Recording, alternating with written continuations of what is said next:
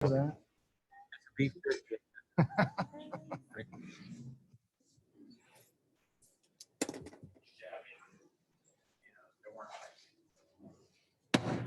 We'll call to order the Thursday, September 23rd, 2021 meeting of the Clive City Council. Will the clerk please call the roll? Mayor Sirksina, Here. council members Klein, Here.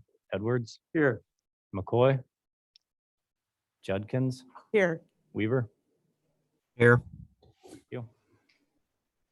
Okay, nice to have everybody here. Welcome. Thank you for being with us. If you'd please stand and join me for the Pledge of Allegiance. Allegiance to the flag of the United States of America and to the republic for which it stands, one nation, under God, indivisible, with liberty and justice for all. Okay, thank you. Next item is approval of the agenda. I'm not aware of any changes. So moved. Second. By John, seconded by Eric. Any discussion? Hearing and seeing none. All those in favor say aye. Aye. Aye. Those opposed? Agenda is approved. Okay, the next item is a proclamation regarding Latino Heritage Month. And it's my pleasure to read the proclamation.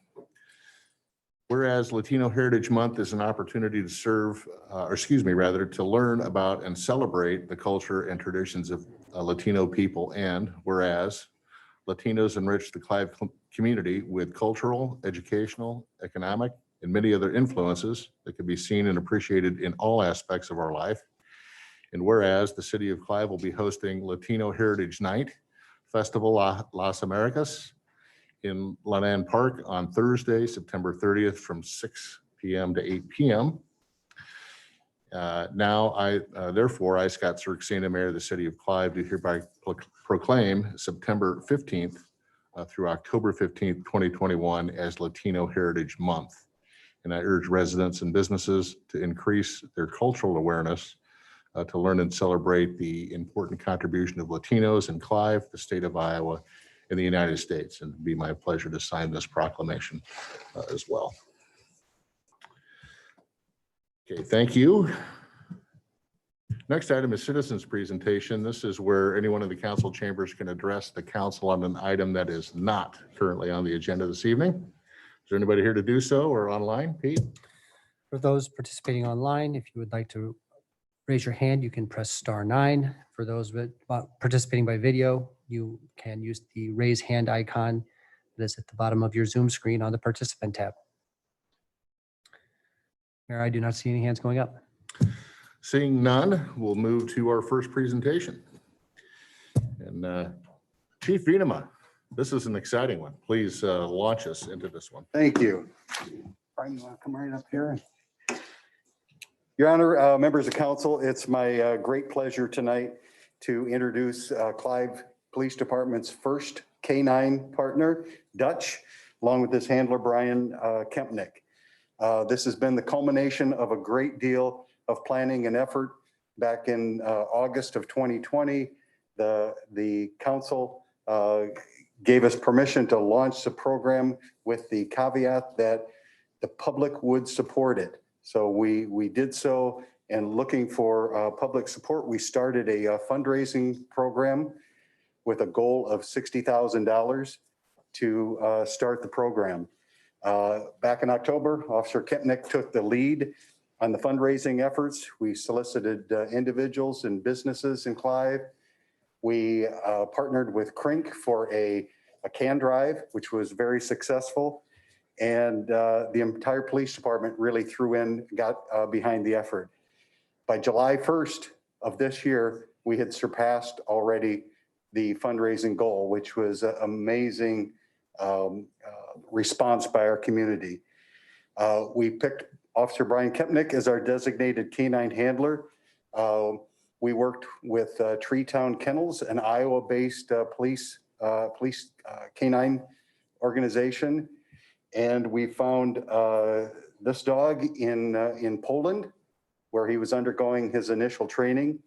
He met all the requirements that we had, personality and the ability to both search, protect, and locate contraband. We shipped him to the US, and being that he was a Dutch Shepherd, I used the most imagination that I had, and we named him Dutch. But it seems to fit. He seems to like it.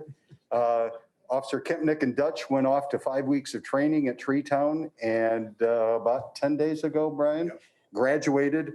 And both of them are certified in drug detection, tracking, building searches, article searches, and apprehension. One other item I want to point out in the cooperation of our community, we had a car that we traded all set up for Canine. It still needed some electronics, so we could get all tied up with Westcom, and anything with cars nowadays gets delayed. So we had a delay built in.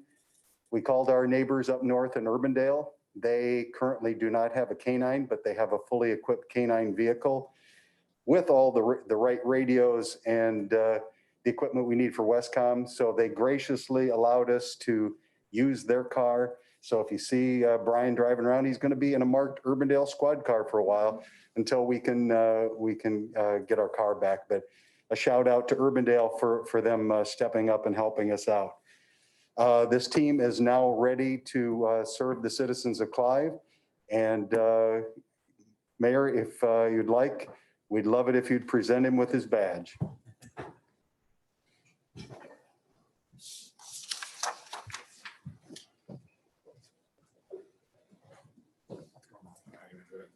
Face out this way. There you go. Yeah, bring him around to your left. There you go. Yeah, that'll work. Well, Dutch, it's my pleasure to welcome you to the team. I don't have anywhere to pin this on you. I'm going to give a copy. Congratulations.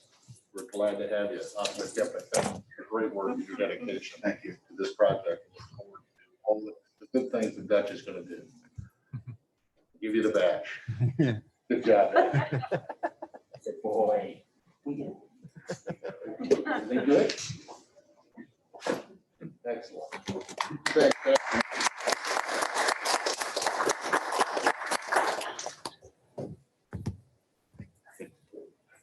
What about a dog?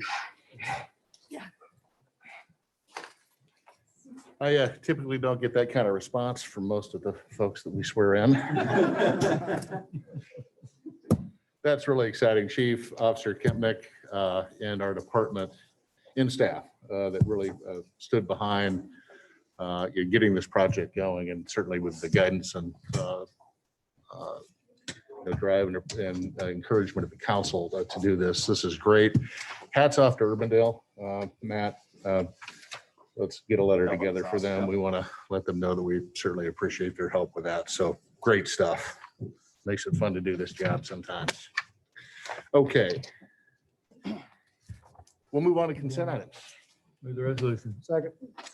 Moved by John, seconded by Eric. Any discussion? Seeing none, would the council please vote?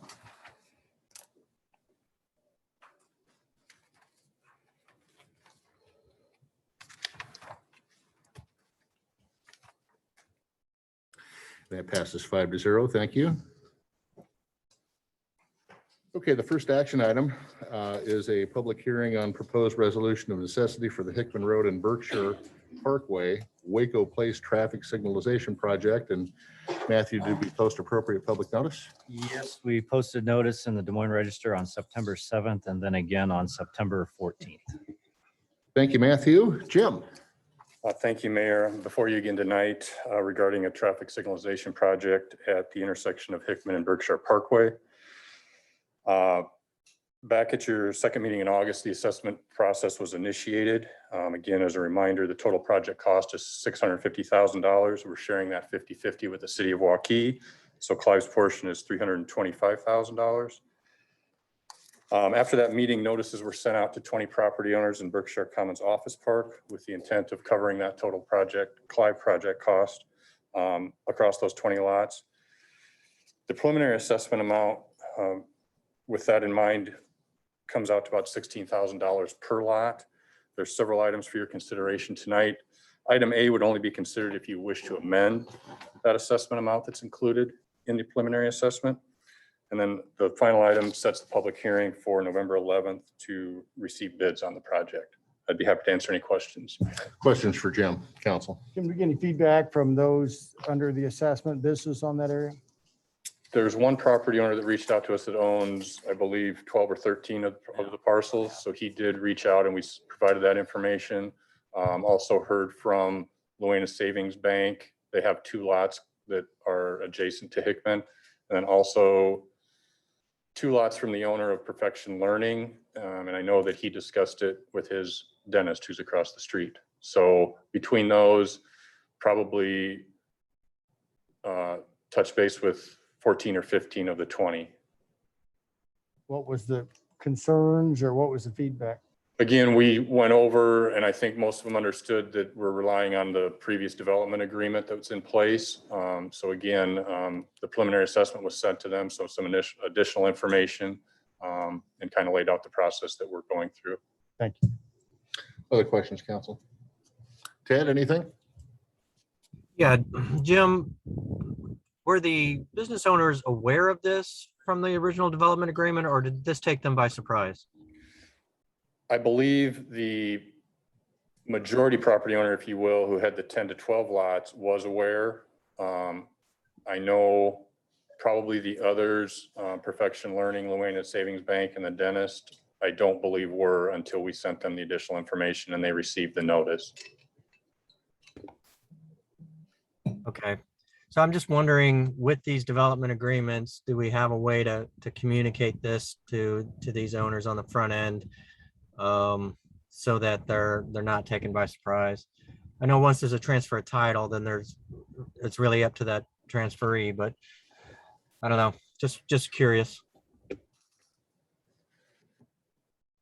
Yeah, Ted, and we've had that discussion before, right? It's been a concern of many up here. However, I think what it's come down to is how do you chase down all of these all over the city that could be having different assessments throughout time?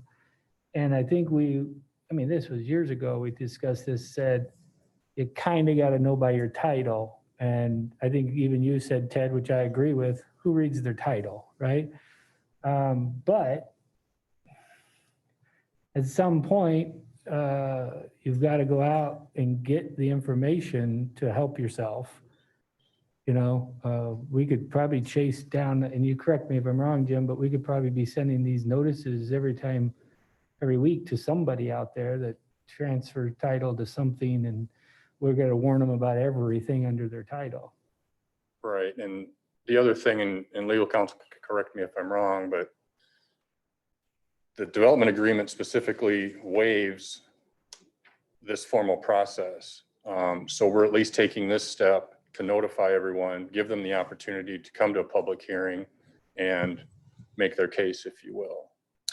Council, do you want to speak to that? Sure, Your Honor. I'll do this just for clarification of the record here. No organization, no local authority wants to be in a position to assess, costs for the construction and development. However, there are processes in place to analyze the benefits that these properties get from these improvements. And Jim and the city engineer team, took due diligence to ensure that there would be some value added to these folks that are receiving this improvement. So that's kind of the first thing. The second thing is these are recorded documents with the public county recorder. The city takes great effort to ensure that it's very clear up front what the expectations might be as we develop our community. There are certainly processes in place when you transfer those properties or gain that property as a buyer to review those. Most of those are on your attorney or your lender as you work through those legal processes, or the realtors. The city does its best to be very clear up front about what those expectations might be. And again, as Jim thirdly here pointed out, the city of Clive is really conservative in how they go about sending out notices on assessments and being pretty methodical and slow in the process to ensure that some questions are answered along the way. So From a legal perspective, Your Honor, again, while it's not ideal for the cities to have to do this, this is the improvement and the development of the community. And the city has determined through the engineering process that there is a benefit to these folks in this amount.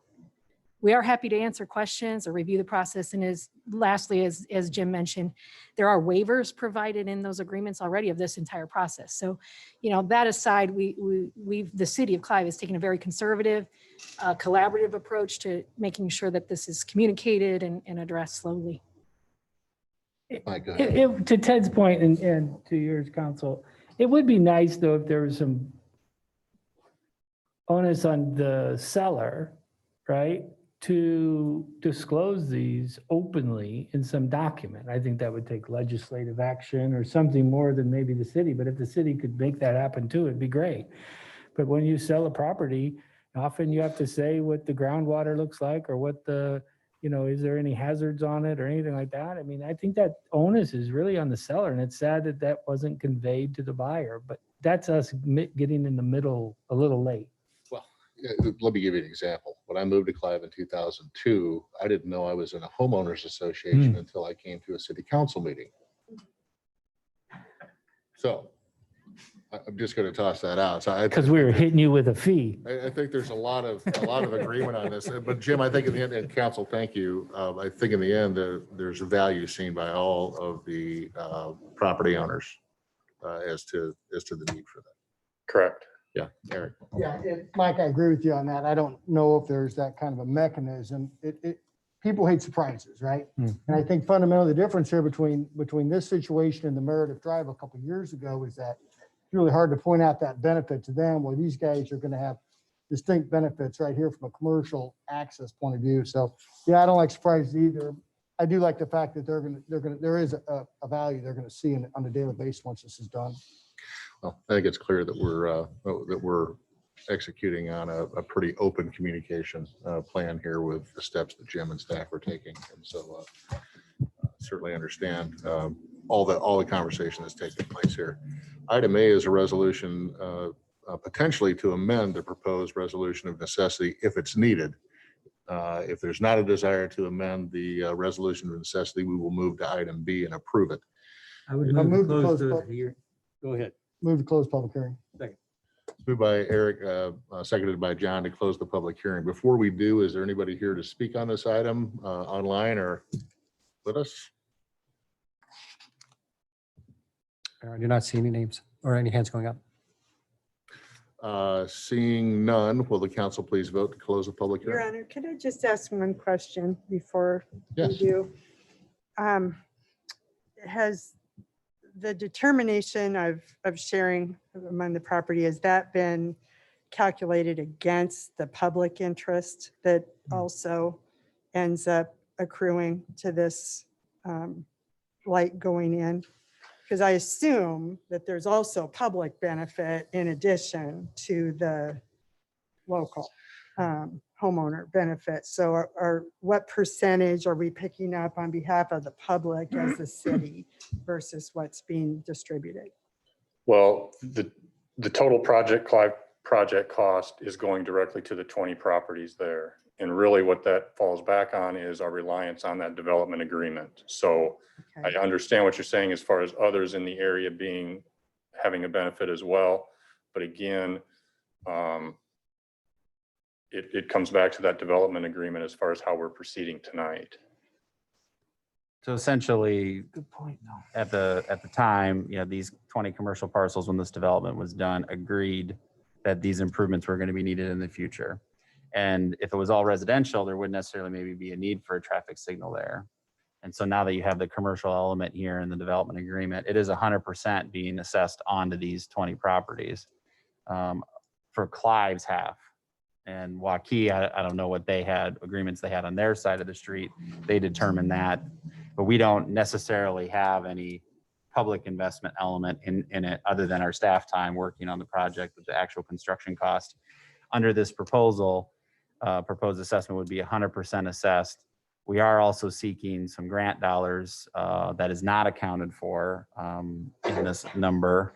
That would be split between Waukee and Clive to lessen this cost. And what you're doing tonight is essentially setting the top number.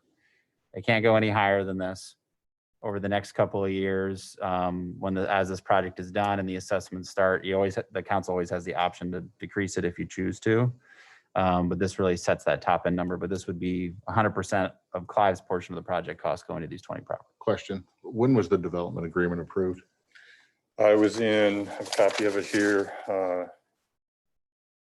July of 2001. Yeah, so a long time ago. And that development agreement was approved by the city council. It was approved by the property owners, the developers at the time. So this is not a surprise. It's always fun when these things go on for 20 years or whatever, and then we come back. And it's easy to think it's a big surprise, but it's not. That's what was agreed to at the time.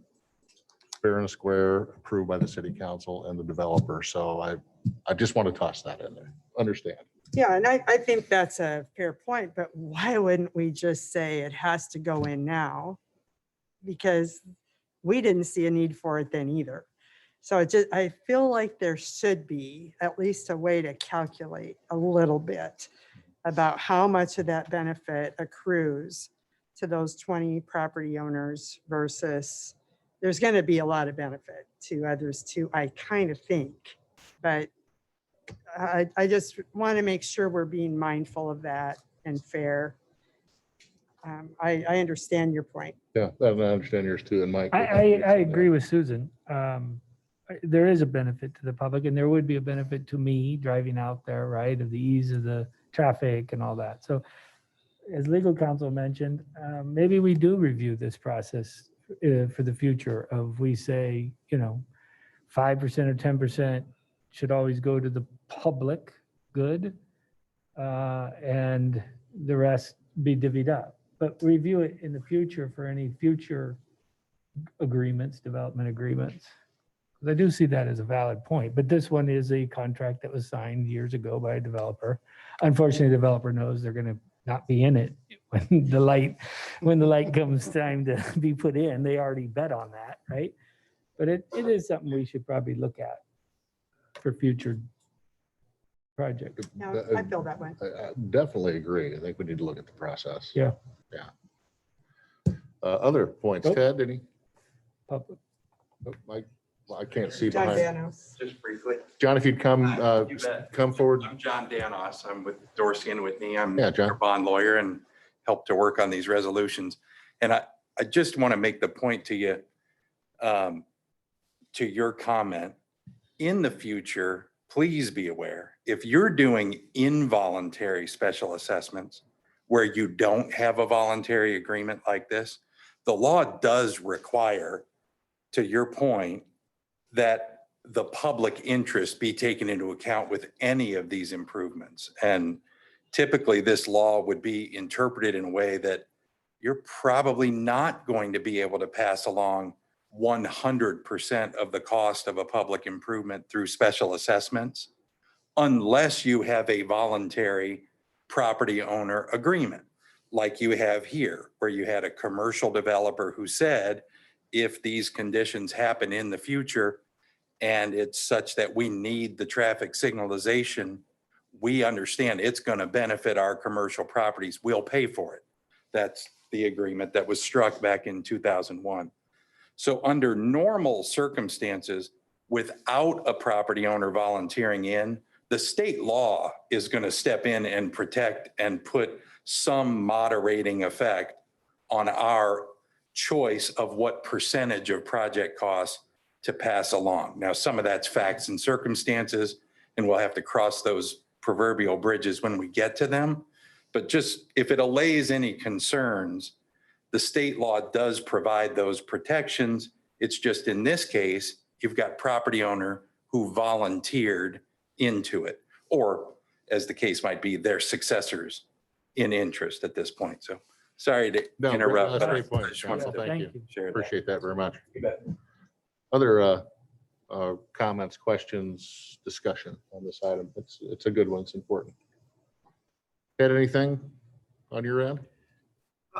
Well, I appreciate the conversation and I think it makes sense. And I appreciate Christina's comments. It's a lot easier when it's commercial than if it were residential, let's be honest. And so I would be interested to know if, how many of these additional agreements do we have where it affects residential, like we did with the Meredith Drive one? That would be interesting to know. But otherwise, I agree with everything that was said here. So looking around for guidance from the council on item A, which is a resolution potentially to amend. John? We need to vote on closing the public. Oh, hearing, yeah, I believe. well, that's right. That's been moved and seconded. There's been discussion to close the public hearing. Is there any other comment from a public hearing perspective before we close it? Pete, anything online? As a reminder for folks online, if you would like to raise your hand, please press *9 and I'll watch for you, or use the raise hand icon in the participant tab at the bottom of your video screen. Mayor, I do not see any hands going up. Okay, moving to second to close the public hearing. Council, please vote.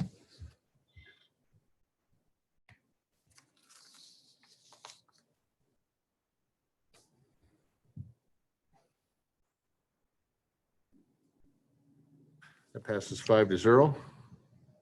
Your Honor, I don't see any proposed resolution of necessity, so I'll move the resolution of necessity. Second. It's moved by Eric, seconded by John to move the resolution of necessity. Any discussion? Seeing none, will the council please vote?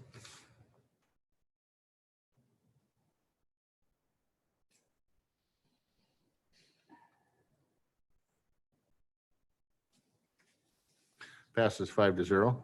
With the resolution ordering the preparation of detailed plans, specification, notice of hearing, notice of bidders, and form of contract. Moved by Eric, seconded by John. Further discussion? Seeing none, will the council please vote?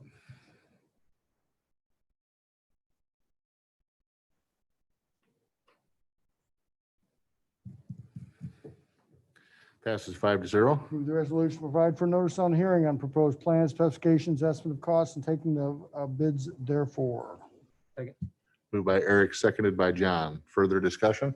Mr. Mayor, Michael? just one comment. To Theodore's point, could we at least maybe get a report of how many, if it's possible? If it's not, just report back. It's, it's not possible to go through all those, but if it's not very many, then maybe we do send that somewhat of that notice or so, anyways, just kind of hear back from Ted or from staff.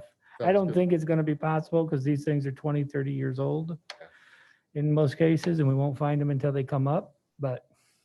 It would be good to understand what's out there and in play. Yeah. That could be coming down the road. But we don't want them spending hundreds of hours to look through Laserfish to find, Right. every one of these deals that's still in the future either. And just to clarify on that, Councilmember, I know Councilmember Weaver was referring to the residential impacts. Sure. And just from staff's perspective, I go back to the Meredith conversation and the conversation we had following that. Since that time, staff's direction has that we've taken is to not utilize that for residential and find ways to get the value and the preparation for, like, for example, the arterial streets that are around Shadow Creek in the future, to get that value out of the initial development so we don't have to go back and do an assessment down the road. So, and I'll have to get back with Doug on if there's any other lingering ones out there, but from a residential standpoint, we heard pretty loud and clear from this council that you did not desire to do those involuntary residential type assessments at any point in the future. So I just wanted we can also follow up on the commercial ones because there is a few out there. 152nd and Hickman's another one where it's got a signal similar to this, where there is a petition and waiver on a future traffic signal there. We can follow up on those.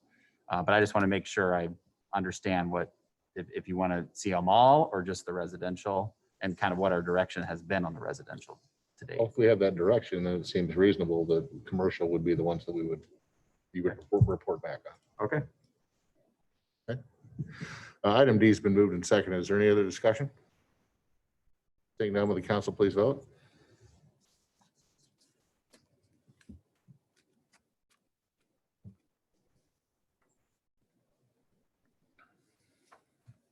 That item passes 5-0. Jim, thank you. Thank you. And thank you, council. I know these are always items that we Want to make sure that we do them right. So appreciate that. All right, the second item is a public hearing regarding the 2021C general obligation urban renewal bonds. And Matthew, did we post rather appropriate public notice? Yes, Your Honor, that was published September 13th in the Des Moines Register. Thank you, Matthew. Joyce. So good evening, Mayor and Council. This evening is your public hearing on the 2021C bond issue that we've been working on. This one came about as we're capturing that new increment that's coming online, the value from the behavioral health hospital. And as it's lined out, it will not exceed 9.1 million. And we have numerous projects in our urban renewal plan that these funds can be used towards. So the timing of it is so that we can get the bond sale complete and we can certify the debt by December 1 in order for the TIF increment to pay the debt. So there will be no change in our debt service levy for this bond issue. If you have any other questions, as John has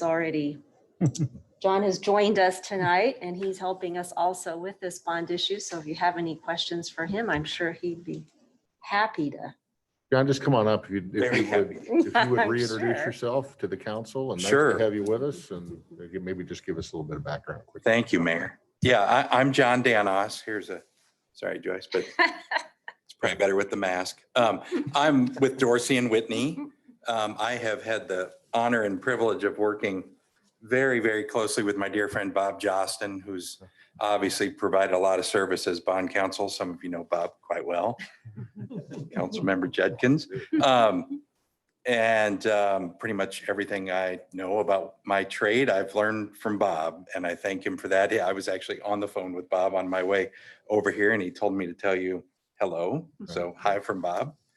And Jim, by the way, it's nice to meet you in person. We've talked on the phone a bit over the last few weeks, so hello. Anyways, I've been with Dorsey for a couple of decades now, and I'm just thrilled to be able to help provide some service to you folks. So I think Joyce summarized the bond issue quite well, and thank you for having me follow Dutch on the agenda. That's a little bit of a tough act to follow. Yeah, it certainly is. Well, John, nice to have you on the team. Yeah, you bet. And, Glad to be here. Glad that you're here. Thank you, Council, Mayor. are there any questions for John or Joyce on this bond issue? No, but knowing Bob, you're gonna probably be on the phone on your way to mini council meetings as he continues to instruct and teach and, right? Yes, I'm hoping. I mean, yeah, right, That's the right. plan. Yeah, good. I'd just like to make a comment that I can assure you that Bob thinks of John like a son. They have worked that closely together. And having worked closely with cities for many, many years, I know how pleased cities and counties all across our state are when they get a chance to work with John. So it's a very welcome opportunity for Clive to have John serving us. I'm blushing. Thank you, Susan. Thank you.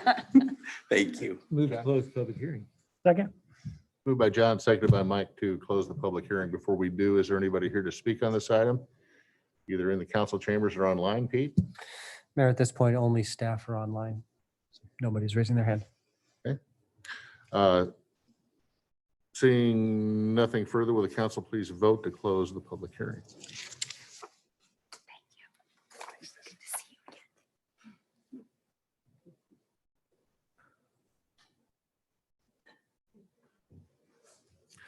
Passes 5-0 to close. move the resolution or the proposal to enter the general obligation urban renewal loan agreement? No? B. B, Skip to B. resolution Close. take, it was close. Resolution, I was taking some prompts from the professor. It's always stressful. John, you understand, right? I learned everything From him and Bob, so you're in deep trouble like I am too. Resolution taking additional action on proposal to enter into general obligation urban renewal agreement. Second. Moved by Thank you. Michael, seconded by John. Further discussion? Had anything on your end? Seeing Sorry, nothing- no, I'm good. I'm good, thanks. Seeing nothing further, will the council please vote?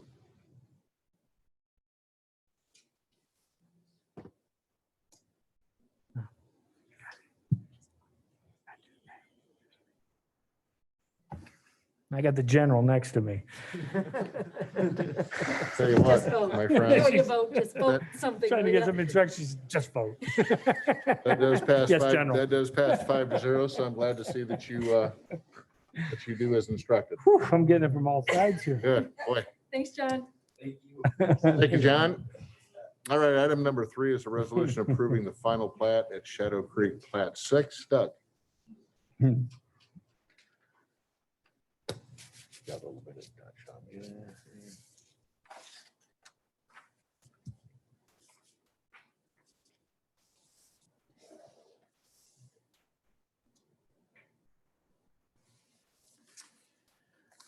Good evening. What's before you tonight is a request for approval of a final plat of subdivision for the next phase in the Shadow Creek development area. It's approximately 60 acres of property being platted into 97 single-family lots and some additional adjacent open space that will either be deeded to the city as part of the parkland dedication agreement, or the city is in the process of obtaining the property through REAP grant that we had received about a year ago. So hopefully within the next few months, all of that kind of generalized vacant ground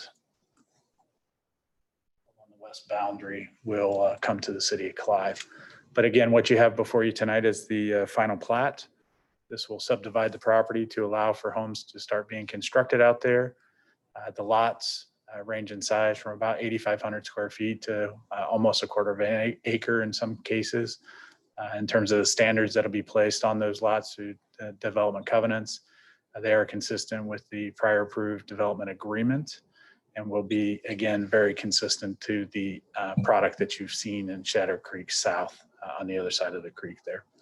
Planning and Zoning Commission did review this at their last meeting. They did recommend approval to you tonight. I'd be happy to answer any questions that you might have, and we would recommend approval from a staff perspective. The Doug Westgate Drive is just kind of point where that is on this map here. The bridge that we constructed is here. So you come across the bridge and Westgate Drive starts bending up. Right. Westgate Drive for Plat 5, which you previously approved, actually takes it to here in reality in the field. You also have recently approved the construction drawings for Plat 7 and the construction drawings for Plat 8. That'll get Westgate Drive up to its terminal point with Meredith. And these streets are already in. Yes, for Plat 5, which you just previously approved, and now for Plat 6, all of the public improvements are principally complete. There's still some punch list items to be addressed by the developer, but those will be done here in the near future. Still encourage everybody to get up there and just drive the whole thing. It's really something else. Anyway, I don't have any questions. Council, questions for Doug? Move the resolution. Second. Moved by John, seconded by Susan. Further discussion? Seeing none, will the council please vote?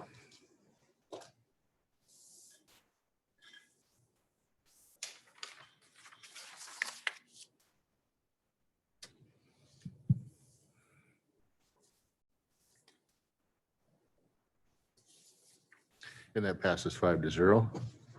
Thank you, Doug. Item 4 is a resolution authorizing the acquisition of the property located in the University Boulevard area in connection with the 2021 flood-prone property buyout Phase 3 program. Doug. Yes, thank you. Again, this is a project that we had previously discussed at strategic planning. What is before you tonight is a consideration of extending the flood-prone property buyout program into its third phase. Following the floods in 2018, it was a determination from the city that kind of continuing along with the same path of simply repairing flooding was no longer appropriate for this neighborhood. We have transitioned into a managed retreat approach in which the flood prone or flood risk property is being purchased by the city. The structures are being removed to eliminate the flood risk from this neighborhood area. To this point, Phase 1 and Phase 2 are not complete. that entailed the acquisition of 13 properties. Those structures have been removed and the property is simply in a green space condition in this temporary condition. What is being recommended to you tonight is a continuation of that flood-prone property buyout program, utilizing the very same exhibit from the original phase, also working from the acquisition list from the original process, which includes 4 remaining residential properties. Staff is recommending that this phase 3, be funded with an allocation of $1 million to pursue the acquisition of those 4 single-family residential properties from the original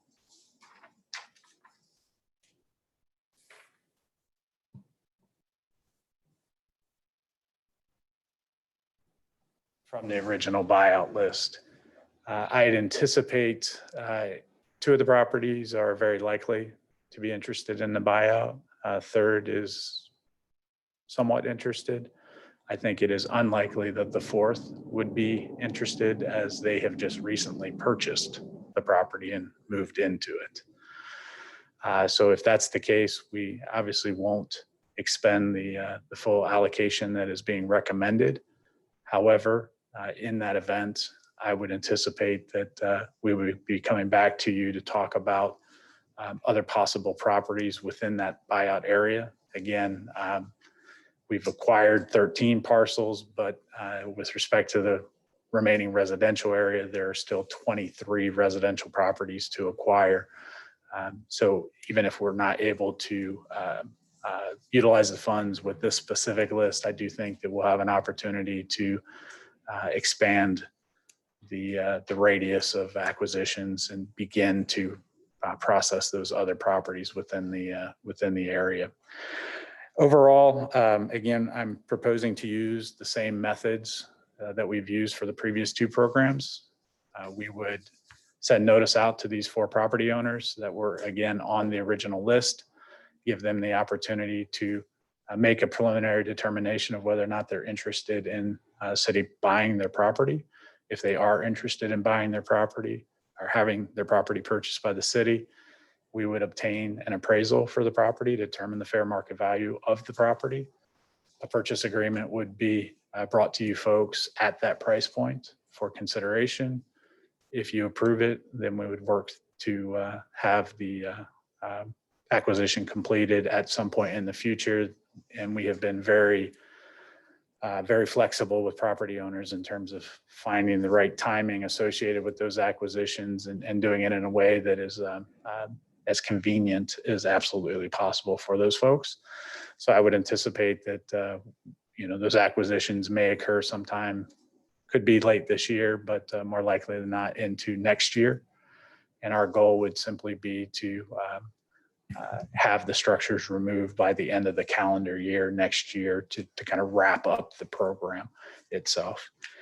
The only detail that is different or being suggested to be different in this case is with the first phase, because we needed to kind of get this out as quickly as possible, the fair market value of the property was determined by simply using the assessed value plus 10%.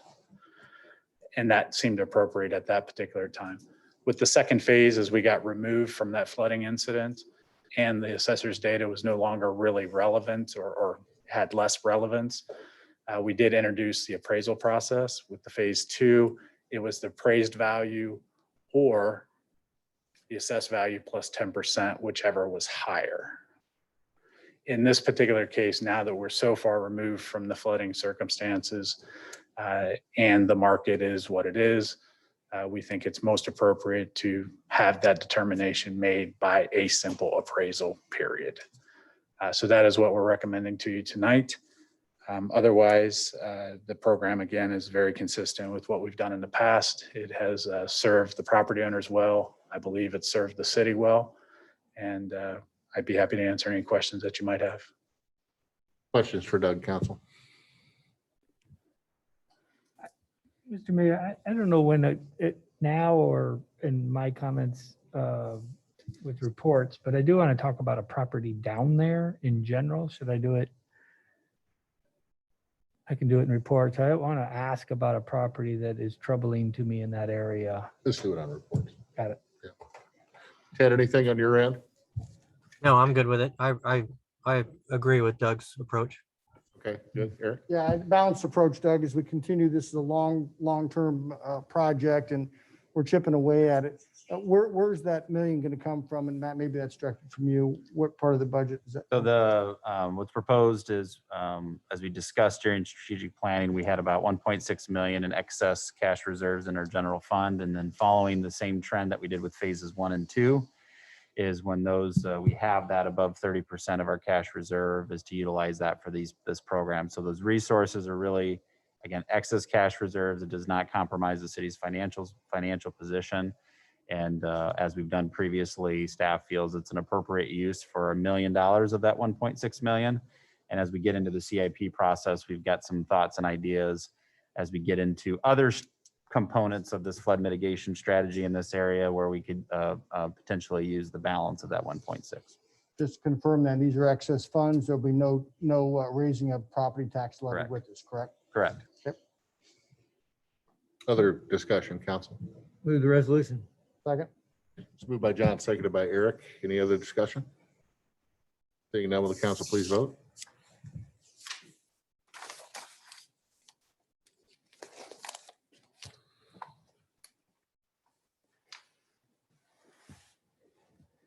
Item passes 5-0. Thanks, Doug. Your Honor, if I may, just as a follow-up, there'll be another follow-up action on this at some point in the future of the actual transfer. So this just approves the program and we'll have another action that actually transfers the dollars at a future date. Good. Thanks, Your Honor. Thank you. Okay, discussion item, the Water Resources Master Plan, discussion of financial strategy, alternatives, and Pete is going to work us through that. Thank you, Your Honor. Happy to come back with our partners at HDR Engineering. This is Stephanie Fleckenstein, who you've met many times. Stephanie and I, over the last, how many months have we been working very carefully on this now? I've really benefited from hard work done by staff and by council as well, and by feedback from other stakeholders. Tonight, we're ready to start bringing the discussions we've previously had even more together, weave them more together than we previously had. And I hope for all of you, when you started looking through the deck, you recognized some of the prior decision or even just sort of tentative direction that you had given us. I do want to emphasize tonight, as we look at dollars and cents, which is an extremely important way for us to understand the current utility and its future as well, and how we achieve the goals that are outlined in the vision document, that nothing at this point is set in stone. There are many points of decision-making points still ahead of us. What we'd like to do tonight, though, as we start to see how all the dollars come together and how these decisions around capital and operating and maintenance and incentive programs and staffing, as they come together, we want to make sure that we're doing a little bit of a weather check, make sure that none of you are seeing a massive storm here on the horizon, that you see things that are consistent with the prior decisions and general guidance that you've offered already. We also tonight want to make sure we surface some important questions. Are there things that you see that are absolute red flags and you need us to go back and think about it some more? Are there things where you want to see additional data that you don't feel like is in front of you at this point? Last thing I'll say before I turn it over to Stephanie, we will be flipping between the presentation deck and the actual financial modeling tool this evening. And depending on how we kind of go with the discussion, we'll come up with the version of the tool that you will be able to use as like a sandbox, so that you can go home and start adjusting things like how quickly the rates change, how high the rates go, whether we amplify our capital spending, so on and so forth. It's a really fantastic tool, and I found it to be actually very easy to use with just some basic Excel skill sets. With that, I'll turn it over to Stephanie. Thank you, Pete. Good evening. Good evening, Stephanie. All right, so just to remind you where we are in this process, where we are right now, we've been through the utility program management, evaluation, assessment, prioritization. Right now, we are in the process of finalizing the program recommendations and using those recommendations to build out the tactical steps or the actionable steps that we will go forward with the water resources utility. So where we are right now is making sure that everything that our financial model is recommending or representing, that then goes through each of the recommendations for action going forward. So these should look familiar to you. They're the 6 pillars of the water resources for Clive. And I bring them up again to remind you of how they are going to fit in with some of the other work that we have completed. So this is our 6 vision statements, consolidated a bit, abbreviated, to be able to compare them to the evaluation criteria. When we went through that pairwise exercise, and we're able to rank and weight the different criteria of how important they were and how we wanted to see each project broken down by the benefits that they created and how well they addressed each of these criterion. So there you can see the number 1, mitigating effects of hydrology. The way we are evaluating that in our project benefit is through infrastructure risk and stream bank erosion. The second there for proactive regulatory compliance, watershed collaboration, and conservation leadership, we are measuring the projects in the habitat created and the pollutant removed. For flood resiliency, that's a 1-to-1. And for stewardship, we are looking at the potential for partnership. For amenities that are safely enjoyed by the public, we are looking at amenity-rich public space and public use. And for the valued services, we are looking at capital and operation and maintenance costs. This is the reflection of the final pairwise results that we went through, and those box and whisker plots there are how well the group of both this group here as well as city staff agreed upon how those should be measured and weighted. This was our ranking, and here are our outcomes of the projects. So you can, I understand there's quite a bit there, so there's the next slide does make it a bit easier to see some of the individual breakdowns. But just to point out some of the trends that you'll see here, the highest ranking projects really do provide multiple benefits. You'll see the different colored bars across those projects that they really do hit a lot of the objectives that we're interested in. As you get farther down on our project list, those projects certainly do provide value and benefit, but they don't provide the same level as those farther to the left.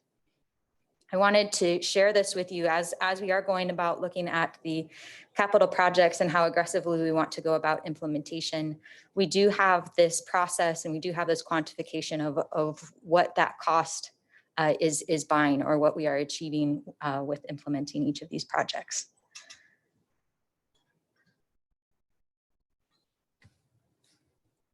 Next, I want to revisit the rate structure that we talked through.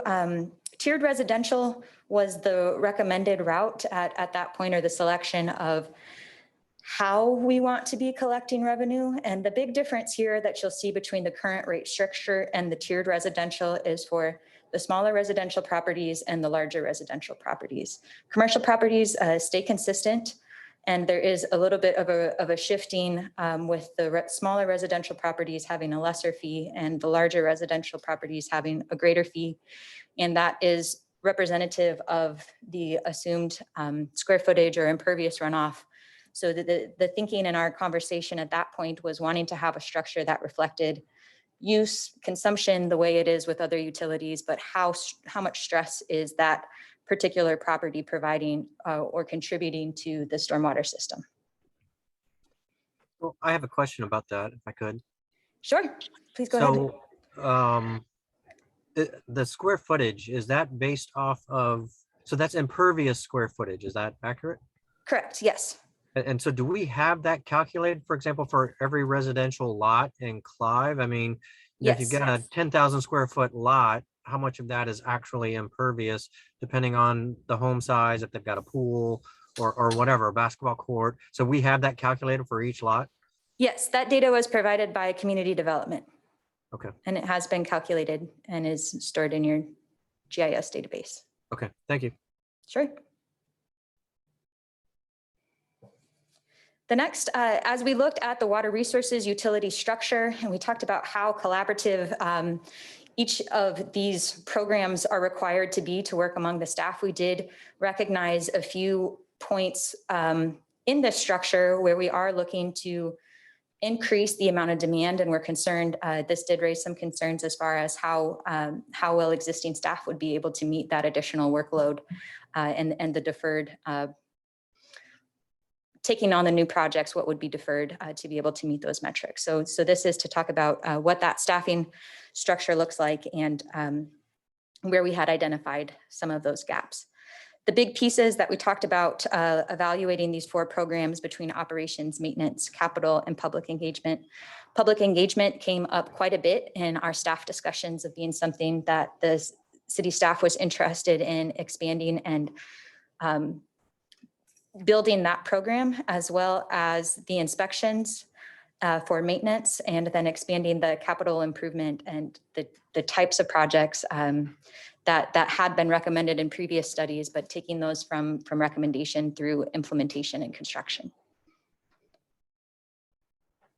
So to revisit the operation and maintenance recommendations, we do recognize that there is a high potential in the tools that the city already has with Lucidity and the order and the work order management that is in place, that we think that we can use that to better inform what this appropriate investment level is.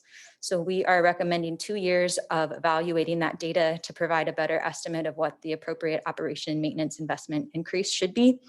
With that said, we do know for the annual inspections that there is a direct, or rather immediate, need for increased inspections of BMPs, particularly on private property, of having that as an objective. And then thereafter, with the newly collected data, being able to appropriately size the program to, first of all, address the repair backlog, and then to increase the number of inspections across the rest of the gray system. Councilman McCoy, I might mention on that one, that's your comment in particular. This slide is trying to speak to that. You made a good point that you wanted to make sure as a city we knew exactly what was out there first before we started dedicating ourselves to a huge O&M number. The financial models tonight make some assumptions about what we think we'll find, but they don't kick in until multiple years into the future so that we have time to do this assessment. And Councilwoman Gonzalez, just quickly, I wanted to make sure you saw that your note from a couple of discussions ago was also noted in the pillars, where we moved away from that real elevation of the natural-based methods for flood mitigation and now opened it up to a whole host of different things that we might consider. I appreciate that. Thank you. The next piece, talking about what you will see in the financial models, we really wanted to revisit the incentive program. I think we had some really great discussion about this. The programs that we had presented to you included the small grant program, community tree sale, and soil quality restoration pilot. But through our conversation last time, we also expanded this to include a larger grant program for bringing larger private BMPs into compliance or to improve their performance, the potential for a payment in lieu of program, habitat, stream bank, and other crediting banking systems. And then finally, utilizing more of the subwatershed in which a project is located to meet the resource requirements. So a bit more of that catchment-based project planning. So our objectives with establishing the appropriate level of investment for the incentive program was to provide a variety of options to make sure that we do have wide participation, and that we, or rather the city is facilitating an implementation to make this adoption process as easy as possible.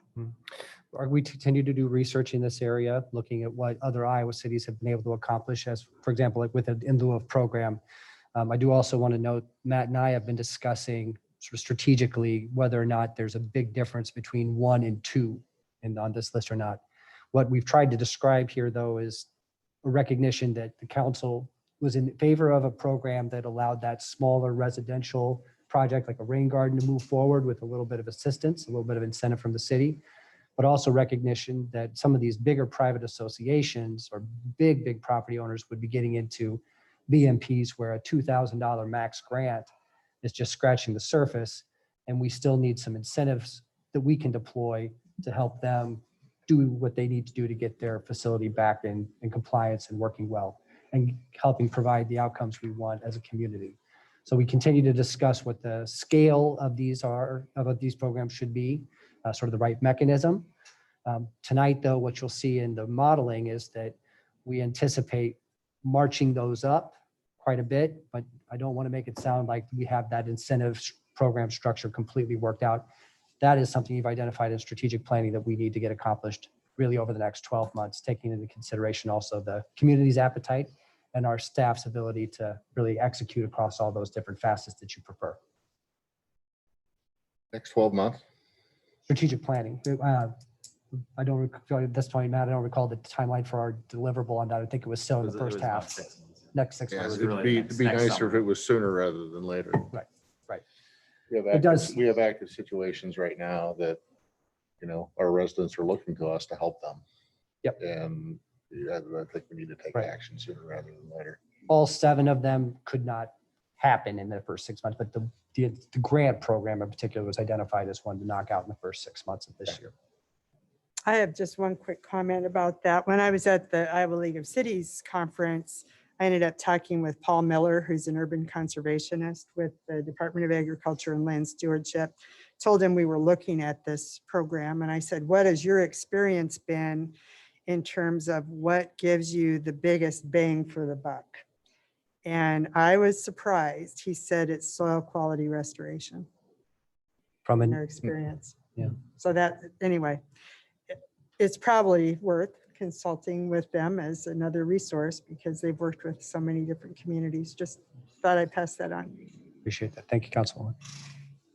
And I agree with those, and I like the grant program. I think the tactical part of the grant program is going to be a little more difficult, right? And so that's going to take a little more time. And is it a grant match, with the larger ones? Is it right? Because you're talking a lot of money, then let's get skin in the game on matching, and then of course running.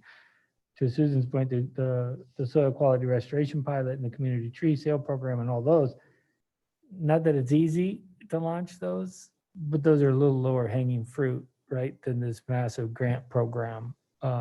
So I agree, sooner than later, but we could probably tease some of these out in the spring with some of the smaller, but community tree sale program, which is when they should be sold, and the quality restoration pilot. But again, tactics are left to staff, and that's not going to be an easy one.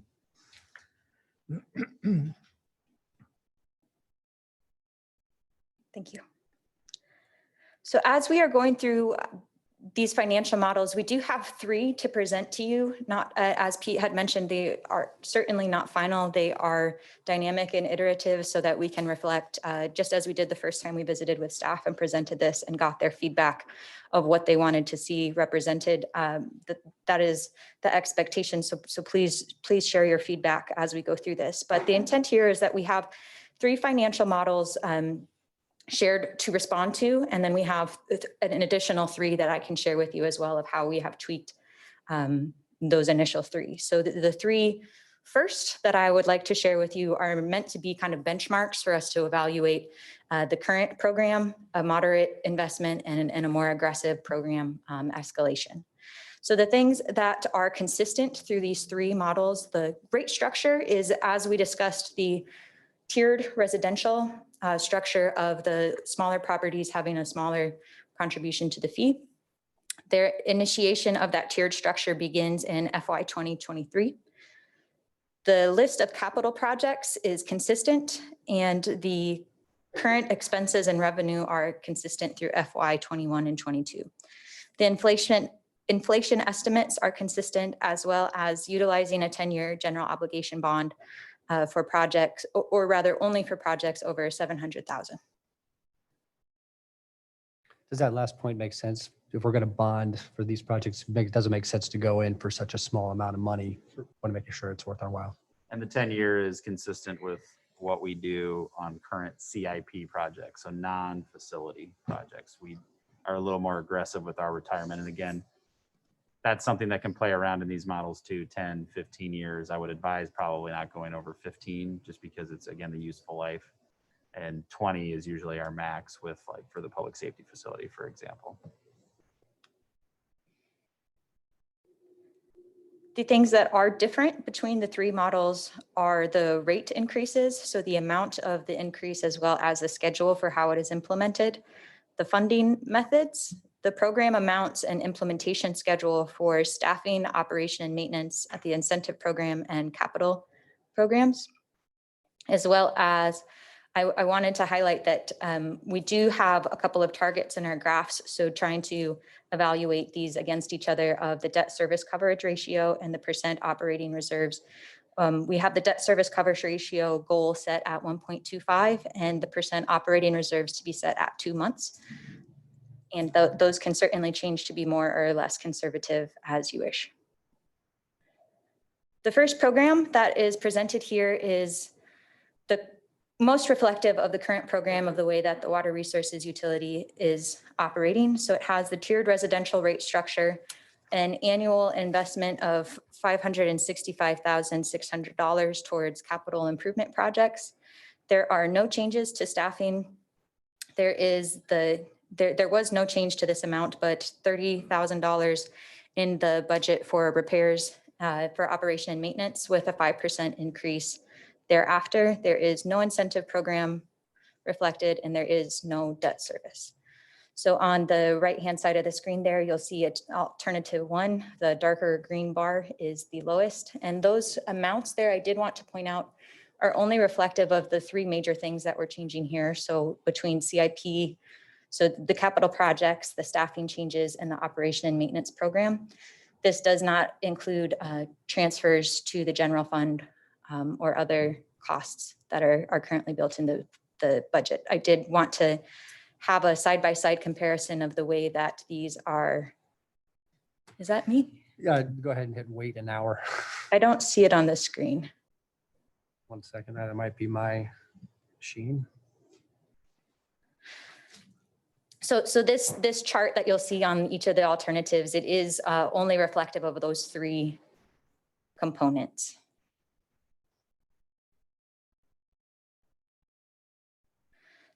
Wanted to share with you what the rate changes are that are consistent with our previous efforts. And there was not a change to the documentation that PFM had previously recommended, except for the adjustment and change between the smaller residential and the larger residential. The total revenue amount, as well as the percent increase year to year, is consistent.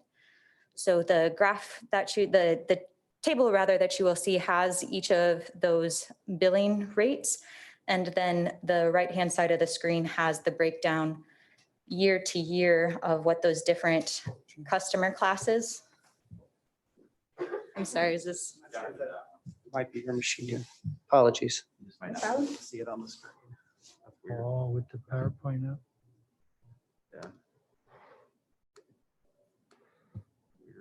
Minimize that power, that, Did it's oh, you did? it's not on this machine.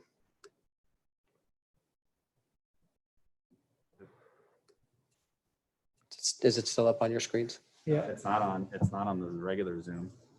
but your, So is it but your coming through the- PowerPoint's still up too on our screen. If you just go to your your window or screen, if you take that down. It's self-destructing at 7:21. I know. Yeah. This machine that's in the back that runs. Oh, that's running because it's not on the regular Zoom. We can pull these up on our devices. Yeah, we can watch them. We can look at it from our decks. Okay. I apologize. I think it's actually there's a third machine that powers all of this that's back in our server room that might Here. be. But you can still walk through it, right, Stephanie? You're I can, sure. okay. She's doing a fantastic job with the distraction. Let's do this. Right. I got it. I froze when the professor was pointing at me earlier. Oh. So it's not our. It's definitely the machine back there. We can follow along with. Yep. Yeah, we got it. We got it. Okay. Go ahead, continue. Great, thank you. So on that slide for alternative 1 with the rates and the dollar per ERU per month, the important things I wanted to point out there on the right-hand graphic there, you'll see the customer classes broken down and that highest bar being the largest residential customer class. And you'll see the yellow line across there is the percentage increase for rates year to year. Are you on alternative 1 still? I am, yes. Okay, there we go. She's on slide 18. I'm now moving to alternative 2 for the moderate program.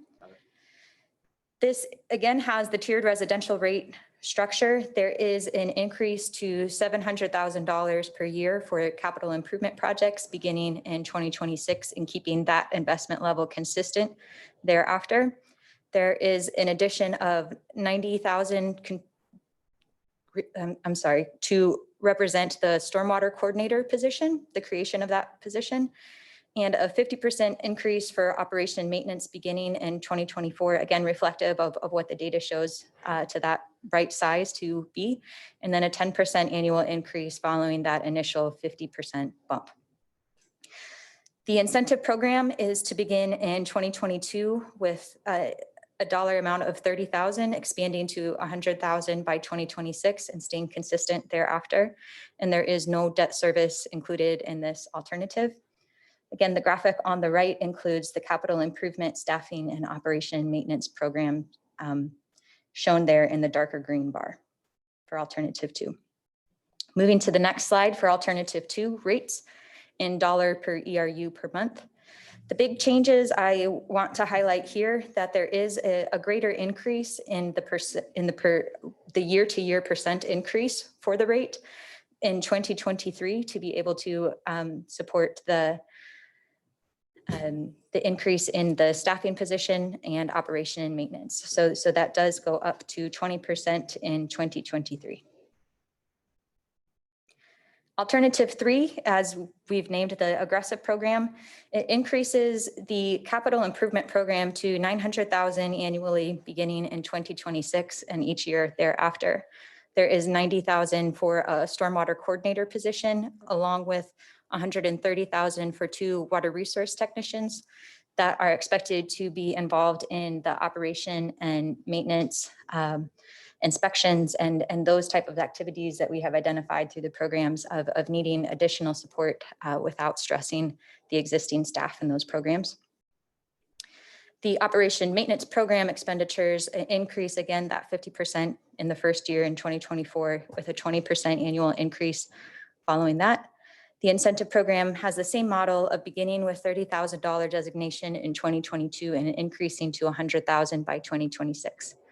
This program does also include 200,000 annually for debt service that is included to be representative of a potential. We did receive feedback that it would be project specific, but I did want to share that to highlight and to walk through what the impacts of that would look like, as there is not currently any debt service in the program. Moving to the next slide, that is alternative 3 rates in dollar per ERU per month. Again, for this program, there is a greater rate increase in 2023. I did also want to highlight, I know that we had talked about the structure and the customer classes and the way that they are represented, but I did also want to bring up the benchmarks that we had used of wanting to compare these rates to other utilities in the metro. And I do think we are in line with that expectation to not get so high as the highest in the metro. But the highest residential class, or the biggest contributor to the stormwater system, does certainly carry closer to that rate amount. So on this slide, you'll see alternative 1, 2, and 3. The banner here is stormwater utility revenue requirement. And a few of the things that I'd like to point out, you can see the lighter green bar is for operation and maintenance expenses, and you can see how 2 and 3 do have a greater level there than 1. The operating transfers stay consistent. Debt service only shows up on the 3rd alternative. Minor capital costs are consistent. Cash funded projects do change between the 3 alternatives. So one point I'd like to make is comparing with the way that dashed line of the total revenue and the total expenditure represented in the bar, the way that those align. So in the current operation, or our current program, alternative 1, you'll see there is a revenue surplus in the way that we have currently structured the program. In alternative 2, it's a pretty close match. In alternative 3, we are spending more than the current model is representing. So as we go through this, I did want to point out the way that we approached this problem. Alternative 3 includes, at this point, what we understand to be the wishes of the staff and council to create the programs, to create the benefits, and to achieve the goals that we have discussed through these different sessions for the program and what we would like to achieve going forward.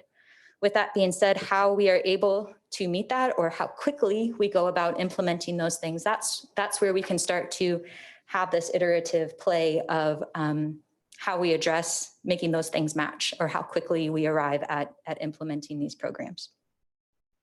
So to begin with, I'm going to skip through these, forgive me. Alternative 4, well, one thing that we could do is to... 1 second, Stephanie, sorry. I'm sorry? We're going to need to go back to Stephanie, the actual PowerPoint presentation instead of your agenda. So if Okay. you can go ahead and stop sharing. Because then she has She's got, additional slides. yeah, we wanted to show you how this might look if we back off on the capital, if we change up some of the other variables.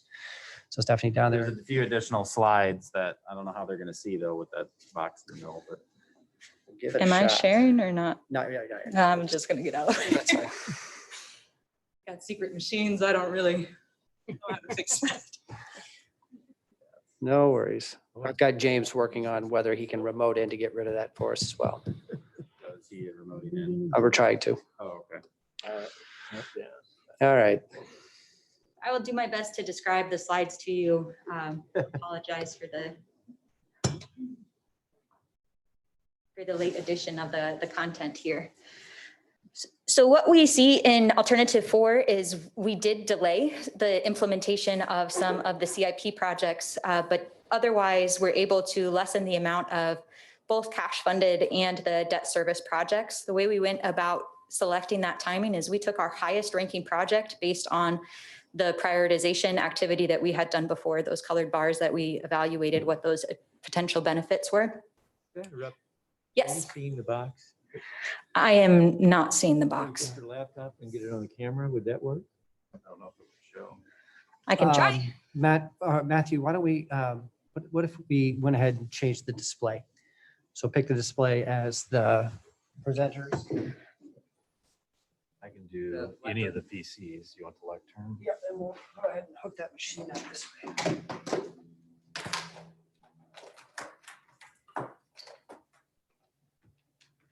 The lectern. Will Ted be able to see that though? Yes, he will be able to see that. We'll double check. Ted who?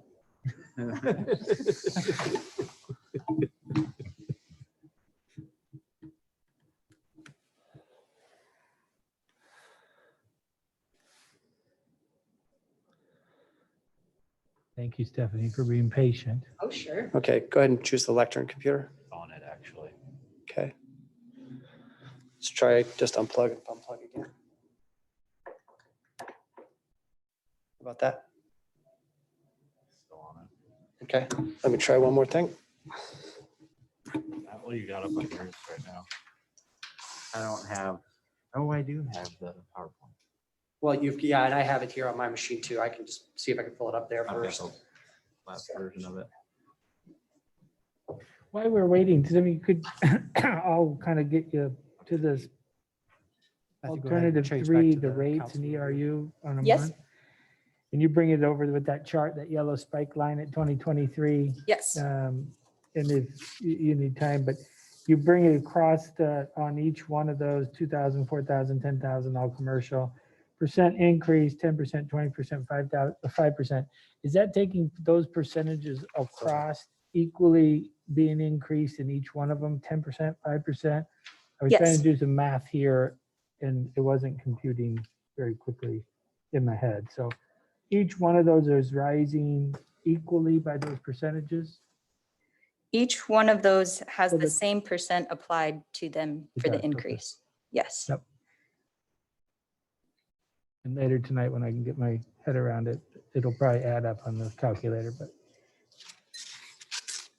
If it doesn't, please let me know and I can correct. Hey, there we go. Mistakes you Looks like find. James was able to get in there and do something. Look at that. How about that? All right, so I'm going to go ahead and stop sharing. Stephanie, so you can have the controls back. Okay. James to the rescue.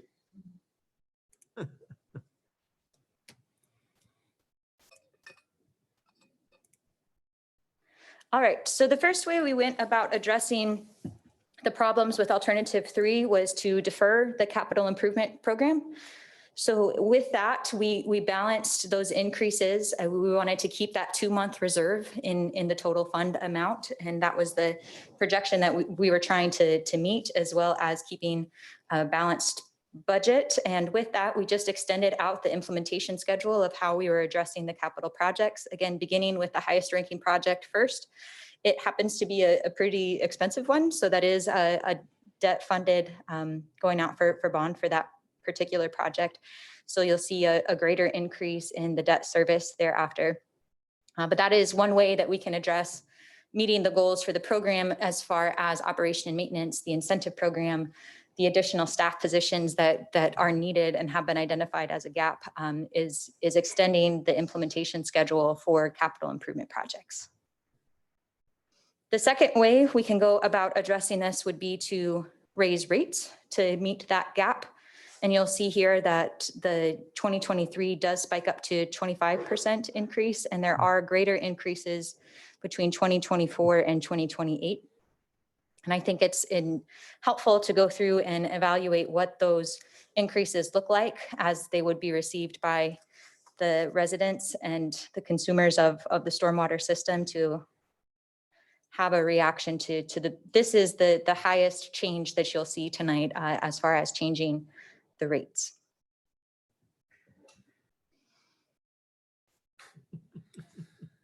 All right, great. The final alternative is to evaluate opportunities for alternative funding. And I have altered a bit the way that I'd like to think about alternative 6. What we have here is our deficit if we were to continue with the same capital improvement program and the same what is presented in alternative 3. So there's certainly a combination of the way that we can address these things. So everything else the same. This is the deficit that the program has acquired by 2031. When you evaluate what type of funding you would need annualized or what that would look like year to year, between 2025 and 2031, it would be close to 400,000 annually to meet all of those projects. And I wanted to share that number with you because I feel like there are a lot of ways we can evaluate what those grant programs would look like, what their implementation schedule is, what that total amount is. So I wanted to share both with you what that annualized contribution would need to be of funding into the program, as well as what the total deficit would be without making any of those changes by 2031 as the program stands. A few other things I'd like to bring up and for your consideration are there may be other revenue sources that can be utilized to reach our water resources goals that we have not included in the models at this point. And they include a water utility rate change for turf irrigation. I'm not going to get this acronym correct. Pete, if you could. Thank you. Federal infrastructure and hazard mitigation funding, which I do think a lot of the analysis that has been completed both prior to this project and through this project is well positioned to continue that process towards some of the funding allocated for infrastructure and hazard mitigation. Future state of Iowa funding in those programs that we do expect on the horizon, a city payment in lieu of program, Habitat, Stream Bank, and other accreditation or rather banking programs of how to attach that monetary value with the environmental benefit. Financial contributions from other cities in the Walnut Creek watershed and the property tax debt service levy. There are, in short, a lot of different ways that we could make up that alternative 6 revenue contribution and trying to make that match. I think the work that we have done in preparing these financial models do help us shape and understand what that contribution could look like or what it would need to be able to meet the objectives that we've laid out. But I did want to share this list with you of other revenue sources that have not been included, but could potentially help the program. One that I'd call in particular is the banking. We're going to potentially take our first step into evaluating the appropriateness of elements of the city, specifically parts of the Greenbelt, to create those credits that would then be banked, sold to others that need them. what revenue potential does that create for the city? First place we're going to take a crack at least evaluating that potential is with the Little Walnut Creek work that is already in the CIP and has been prioritized through strategic planning as well. We're working on that final scope of work with our preferred consultant, but this was a major part of their presentation. And I think one of the reasons that they really distinguished themselves is we were thinking about a lot of good opportunities in front of us. And Pete, to those other points on here, lost, that's right, a finite pie. I mean, it's a number. So we're saying if that's an option, we're going to cut back on something else, right? Because we've already said roads and Sure. other things. I think that was kind of some of the argument of loss could go to roads, but it also could go back down to flood mitigation, and we should look at that rather than all roads. Mhm. But it's finite. Federal infrastructure hazard mitigation funding, that's a what if, future state funding, even a bigger what if. Right. And so I hate to really focus on the what ifs and really focus on the what can we do that's for certain and chase the what ifs, Mhm. but not rely on them at all. Mhm. And so really that first one and your banking, right, to me are kind of those two that are we can control. Well, just to be clear too, lost when the voters approved it for both Polk and Dallas County included as a allowable purpose was water resources related projects, stormwater related projects. And that'll be an annual discussion for the council to have with the team about where you'd like to see those dollars prioritized. I agree with you wholeheartedly, right? It does say that. I think when we went through this one time in the last, we said all roads, right? And there was a lengthy discussion on putting money to the Walnut Creek and stuff. So it would be a philosophy change a bit internally. So I was pointing that out, that lost is a pie that is finite, and we will have to cut it up in a different way. Sure. I'm open to that. Currently going all toward the debt service on the public safety building to offset a property tax. Well, not exclusively, but And more largely road, to yeah, offset the and some property more tax road. increase. Yeah. And I think the timing of this discussion on that point, Councilmember McCoy, is very important because at the end of October, we're going to be coming back with the road discussion. And so I think to have these two things being discussed in tandem is really important. You also have greenbelt improvements in that ballot language as well in terms of the revenue purpose statement. So, and we're going to be talking about lost a ton as we get into October, and particularly as we get into your work session in November on the CIP, in terms of how you want to leverage that going forward. As now we've got the defined debt service for things like public safety building, we have a little clearer picture. And, the revenue picture is going to continue to change over time of how it balances between Polk and Dallas County. So I would agree. It's definitely one of those where, it's going to take away from something if you move it towards water resources. And that's why we wanted to introduce some of those other concepts like the water utility. If we're looking at, all right, we want to disincentivize overwatering on irrigation because of what might happen on a regional water governance scenario.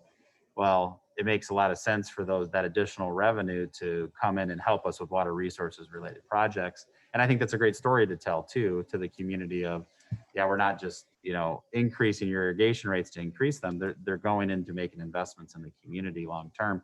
I particularly am excited about the SQR program for that argument because it almost connects together.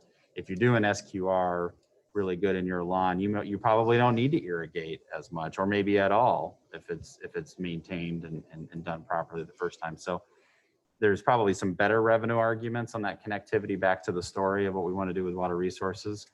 But we wanted to make sure too that you saw that there is an exhaustive list, but again, a lot of these can be what ifs, particularly those federal and state dollars. I did confirm that James was able to log in back there and sort of save the day until 8:20. I understand we have until 8:20 to pop back up again. Delay it for now. Delayed for now. Yeah. The blue screen of death will stay away from us. Okay.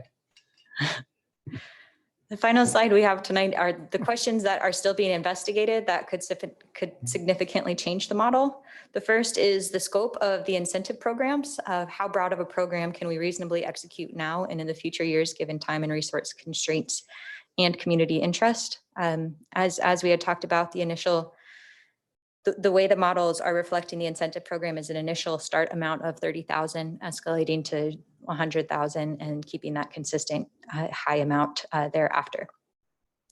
Will the stormwater utility need to contribute to the flood-prone property buyout activity?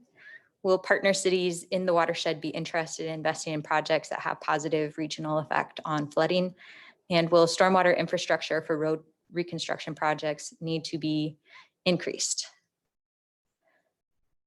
A little bit of context to that last one is, and this again will connect to the road conversation.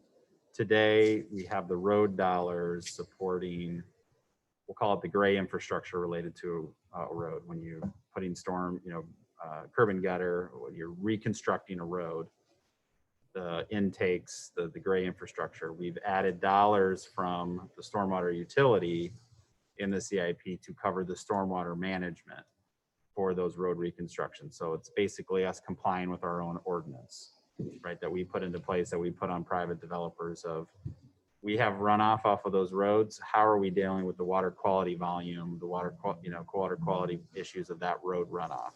So that's where, like for Clark Street, we're looking at the bioswales, we're looking at SQR, we're looking at trees to comply with our own ordinance. So today, the stormwater utility is funding pieces of that, but it's not funding the gray stormwater infrastructure related to the roads. We're keeping that connected to the roads.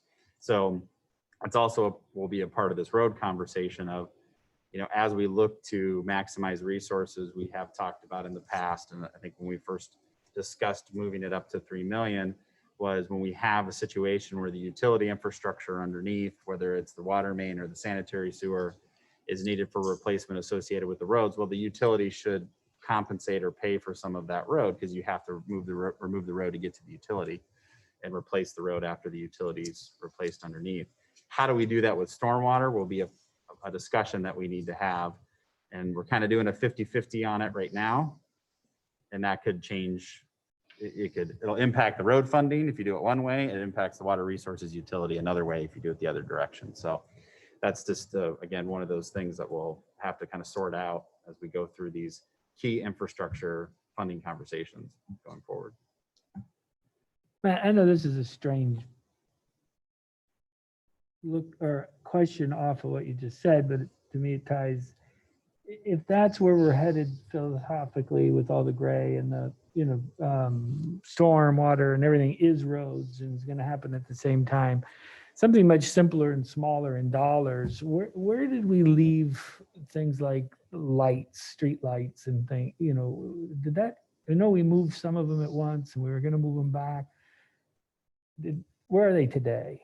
Right now, it is 50-50 between the general fund and road use, the road use tax fund. So to me, if you buy the philosophy of going with these other things, I don't understand the argument ever about why streetlights aren't roads, right? I mean, it's the same as everything else we're bundling here, that 100% should be streetlights in the roads. There's a philosophy too on the other side that would say, well, streetlights are for community safety and not for roads. But the sewer is for my house, in my community enjoyment at home. I could go either way, right? So, I mean, Right. it's, if you're going down one road, it's a package to me, Mhm. right? And it's all in there. And I know we had this discussion maybe years ago when we were shuffling things around, but we kind of went with 1 foot in and stayed with 1 foot out. Kind of I split it, think with yeah. streetlights, the move was made out of necessity there as well. Yeah, but I Initially, think it they all was. should go in. Initially, yeah. I think they all should go in, not just for necessity, but if you're going to throw everything else in this roads that we're talking about as Mhm. to make it more convenient and fit this model, I think we need to look at the whole thing and loss should, then the pie gets smaller, but because roads, it's a little larger, but I think it's the right thing to do. And to your argument, Councilmember McCoy, there is a reason why street lighting isn't allowed expense in the road use utility or a road use tax fund, because there's only certain expenses that are allowed. Right. It is one of the ones Sure. that's allowed, and we take advantage of it 50-50 at the moment, but you could make the argument of why isn't 100% of it in there. And that number another day. also has gone down too, in terms of its expense as we've converted over to LEDs. Right. So it's gone down a little bit. It's more just stayed stable as we've added more streetlights, as we've developed as a community. But there's going to be a point when, you know, with the plats like you were doing tonight, we're going to have all of our streetlights, you know, for the most part. And we're still going to keep doing conversions of our own streetlights that you'll have that expense hopefully stay relatively stable for the long term.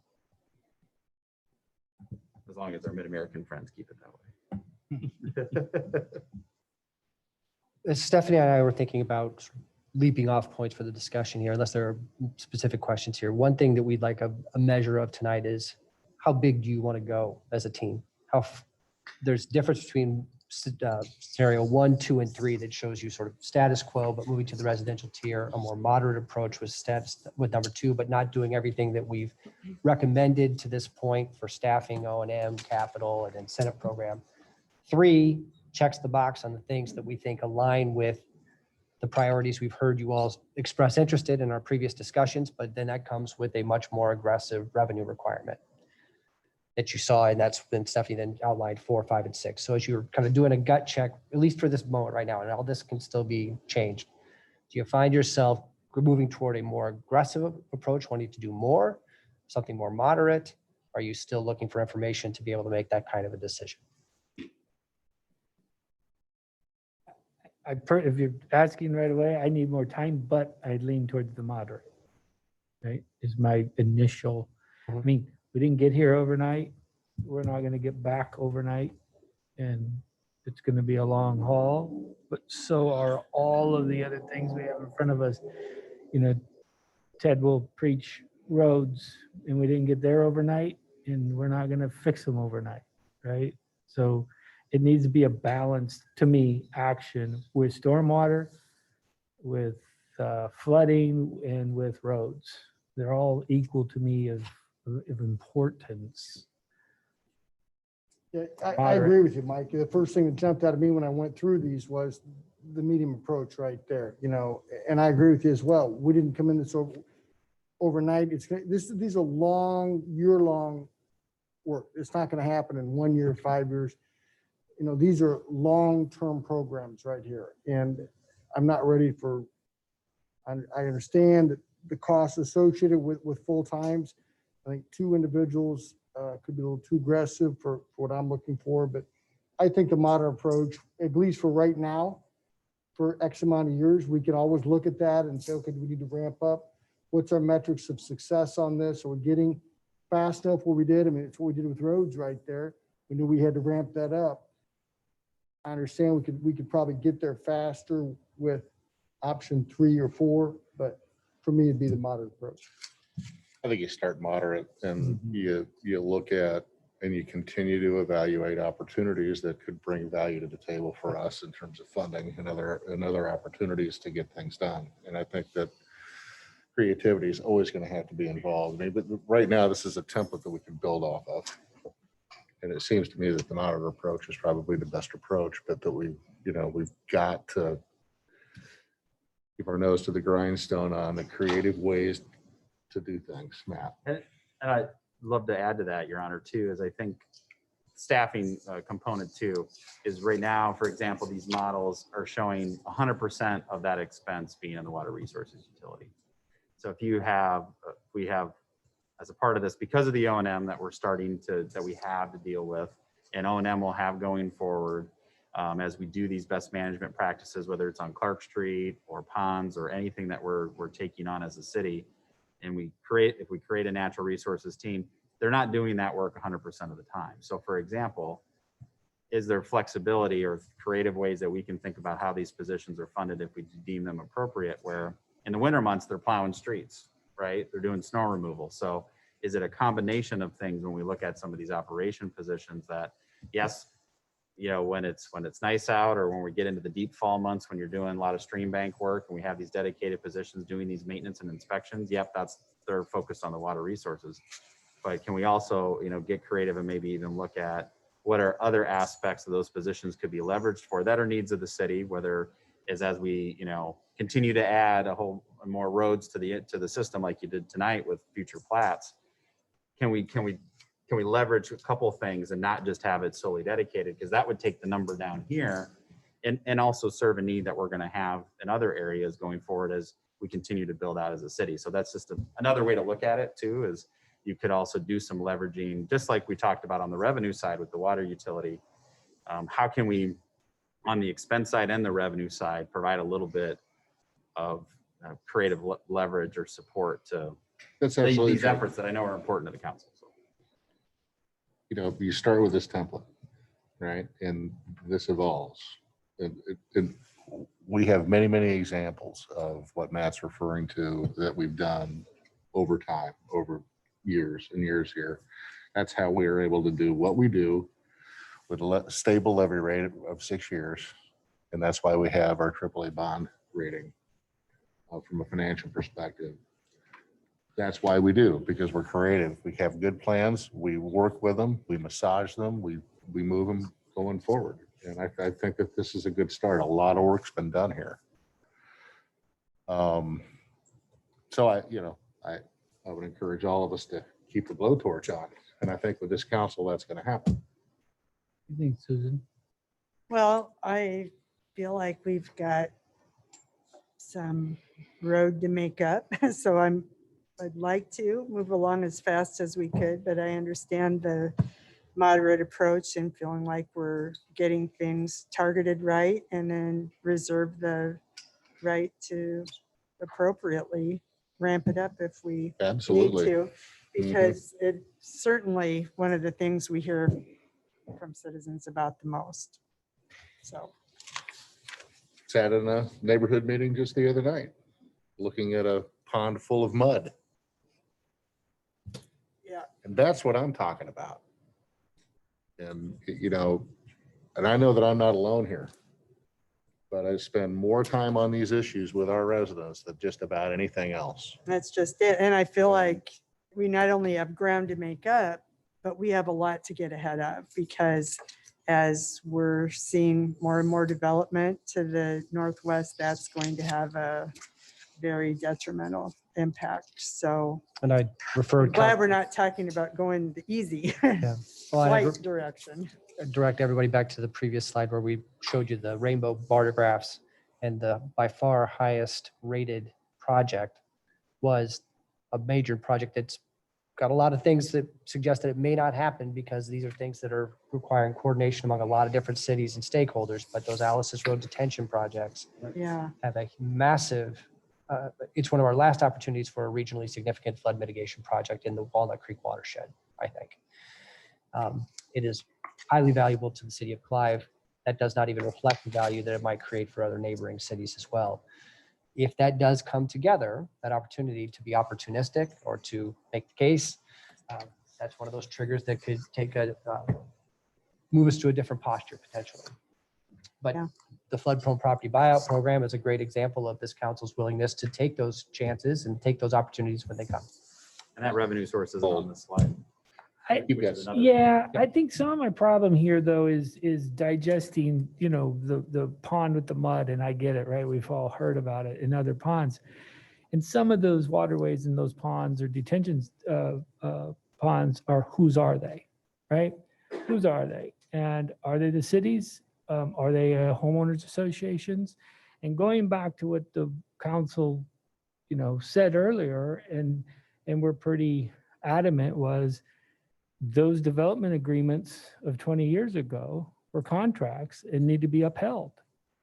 And this is no different.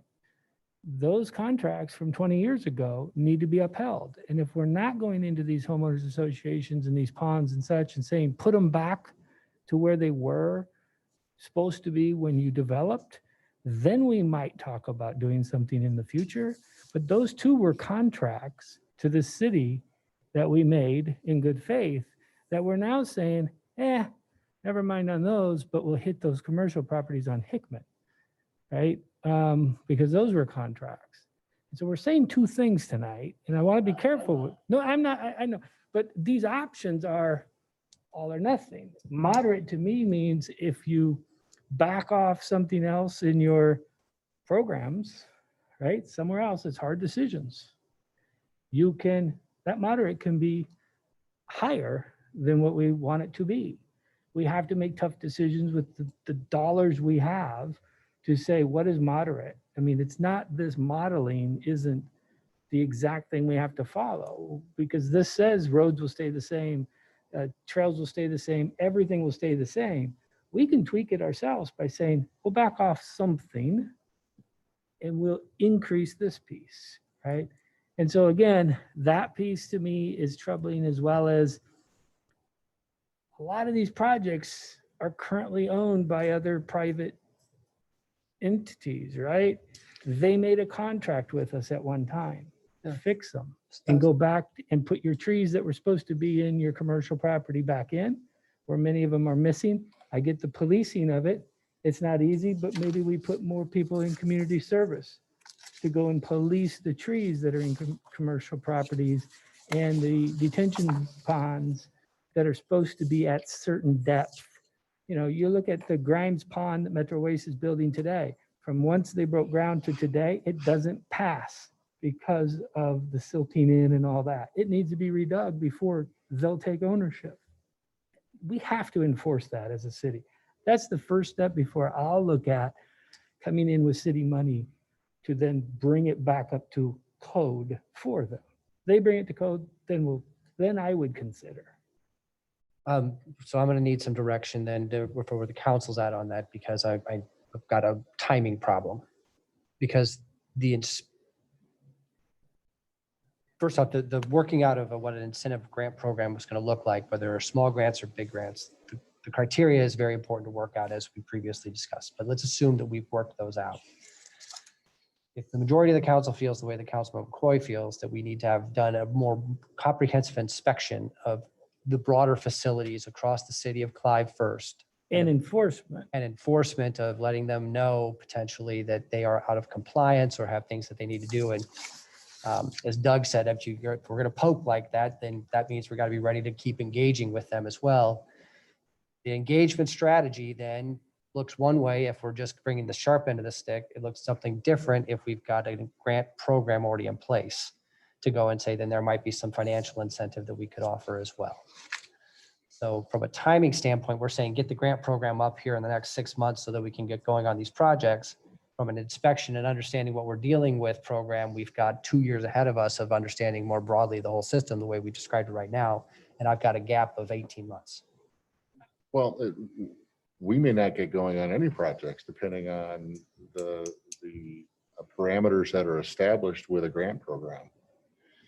And again, a grant program is something that's made available to everyone based on a solid set of criteria. And, you know, is I just mentioned one with that particular pond, just because it's probably the biggest, most active discussions that we're having right now, and it's happening as we speak. I brought that up just to reemphasize the point to everybody that we all spend a lot of time on this issue, no matter what the specific projects are. I don't know that we can go out and inventory every one, you know, before. I think that's something that's too big. It's something that we got to start doing and moving toward. But that doesn't mean you don't have a grant program in place with solid criteria that could be utilized, and if it's small amounts of money or even larger amounts of money. But we don't need to put ourselves in a bag here. Let's just manage it. Let's understand what we're doing. I don't think we're stuck. And what I'm not hearing is that, you know, we want to go raise our debt service levy to do the things that we're talking about. I think what we're trying to do is look at what's being presented to us, have a template to start from, and then work with it. Mike, go ahead. Yeah, two things. I would look at raising our debt service if we were starting at an equal playing field. And so meaning those ponds are all put in the order they were supposed to be contractually. I don't see it as much. It's a leap from $1 million projects of a pond to the lights that we talked about today on Hickman, but it's very similar. Susan brings up the point that it's the betterment of the whole, and we should share cost of that, right?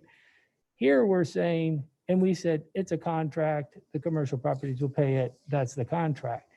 Here we're saying, let's just go give grant money, put them back, right? Let's build the stoplights for them, regardless of who they are.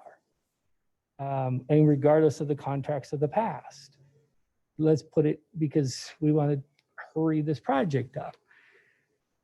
I just say you do it right and you put it in order, and then I would, if everything was equal, maybe to get us to the next level, I would vote to increase the debt level.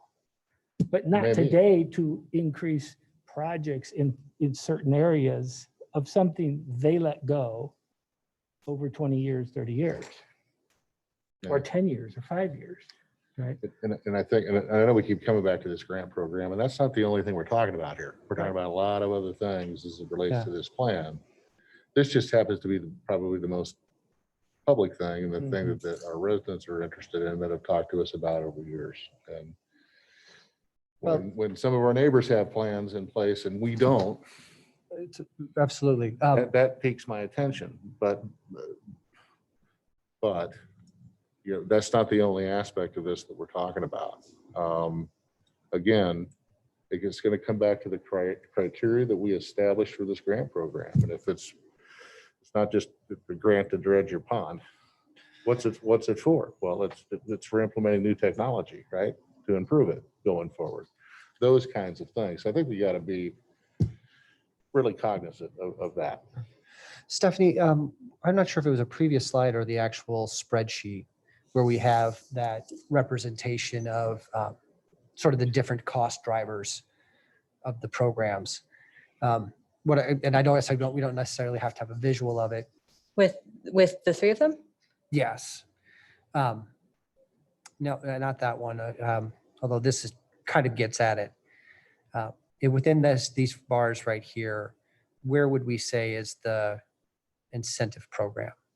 Under minor capital, or it's not, I guess what I'm trying to get at, Mary, is your point. There are a lot of things we're talking about here that are driving future revenue requirements, driving expenses. Cash funded. The grant programs that we've represented right now would be only $100,000, and we're talking about millions of dollars worth of additional revenue and expense coming from the utility.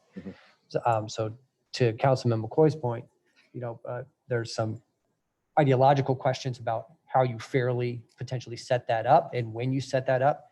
But in the scheme of things, right now, what we're representing is that's a small amount of the expense that we're projecting to have in the future compared to some of the other things. That's grant dollars, but the devil in the detail is the full-time employees, the trucks, the equipment, all the O&M that comes with it, right? And that increase. So the equity is a major issue here as we talk about those detention centers and what they do benefit. It is that talk of Hickman, right?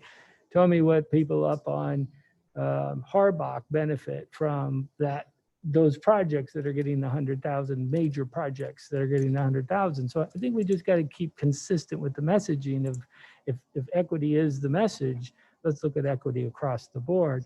100,000 equals $500,000 when it comes to all in benefits and staffing and equipment and another excavator that can reach across the city. And, all those things add up to big dollars on an annual basis that we don't put in these numbers. That's right. And that's why we wanted to take these next 2 years to really understand what that O&M could be. And we can then, with the implementation of Lucidity within the Parks program, really understand what types of activities those folks are doing that are related to these water resources projects as well. But that is a project for this 12-month period we're going into right now as well. So bringing these things online, I agree with you, Mary, it doesn't have to be linear here. Change happens at appropriate speed and in response to other considerations. And the most important consideration is that the council prioritize creating a grant program. So we will absolutely do it.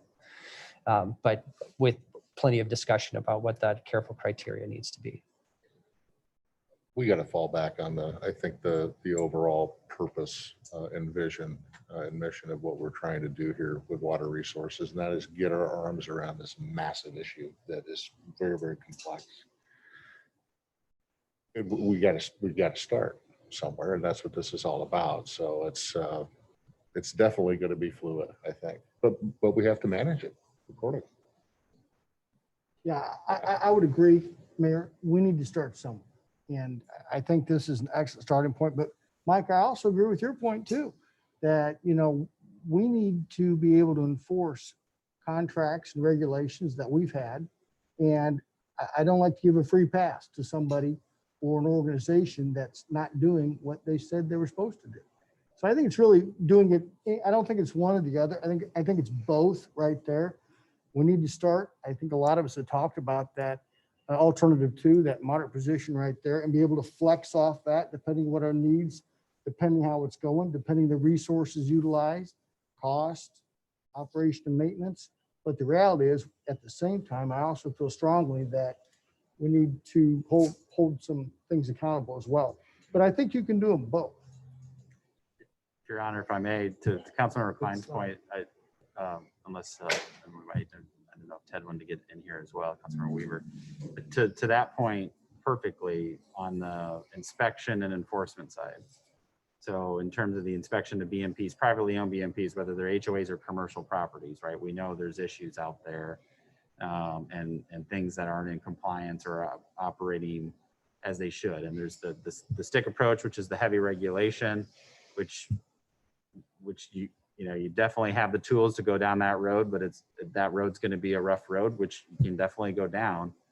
And so is it a balance of that carrot and stick with that and can the grant program, for example, be a piece of that, where if you say, okay, you've got a shopping center that has a woefully inadequate detention basin that's supposed to be operating differently, we inspect it, we identify the issues, $50,000 to get that back into compliance.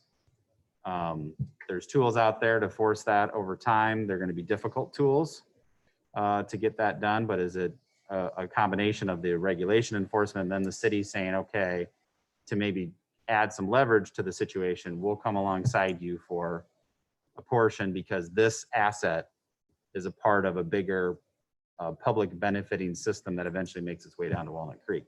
That piece, that policy piece right there is going to be something we're going to need to figure out to be effective beyond just the public assets that we own. We could spend all the resources and all the time on the public assets, particularly along Walnut Creek.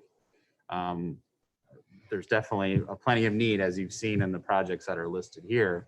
And I think all the projects, if I recall, Stephanie, that are listed on there, are all public projects that were listed on that in the CIP for the most part. And so there's going to be that piece to it too that we'll have to figure out. But well, I know we're all talking about projects and assets and staff and equipment and all of those things, but let's talk about policy and direction.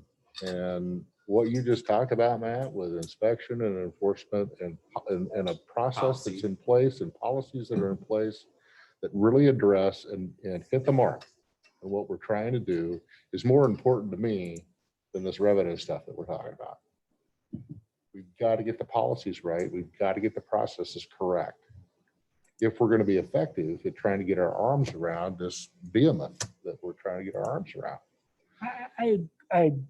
I totally agree with that, right? Which says enforcement, I don't see why it's a big deal. If we're going to throw our hands up and say enforcement's a big deal, then let's tell the chief to stay at the station and keep the cars nice and clean, and let's not enforce any of the laws out there, right? I mean, these are tough things that we have to do, and we don't reward people for allowing their properties to go into states that we say, okay, then now let it go into disarray or, in a terrible state again for 10 years, and we'll come right back along with you and give you another 50 grand for rewarding you for not taking care of it.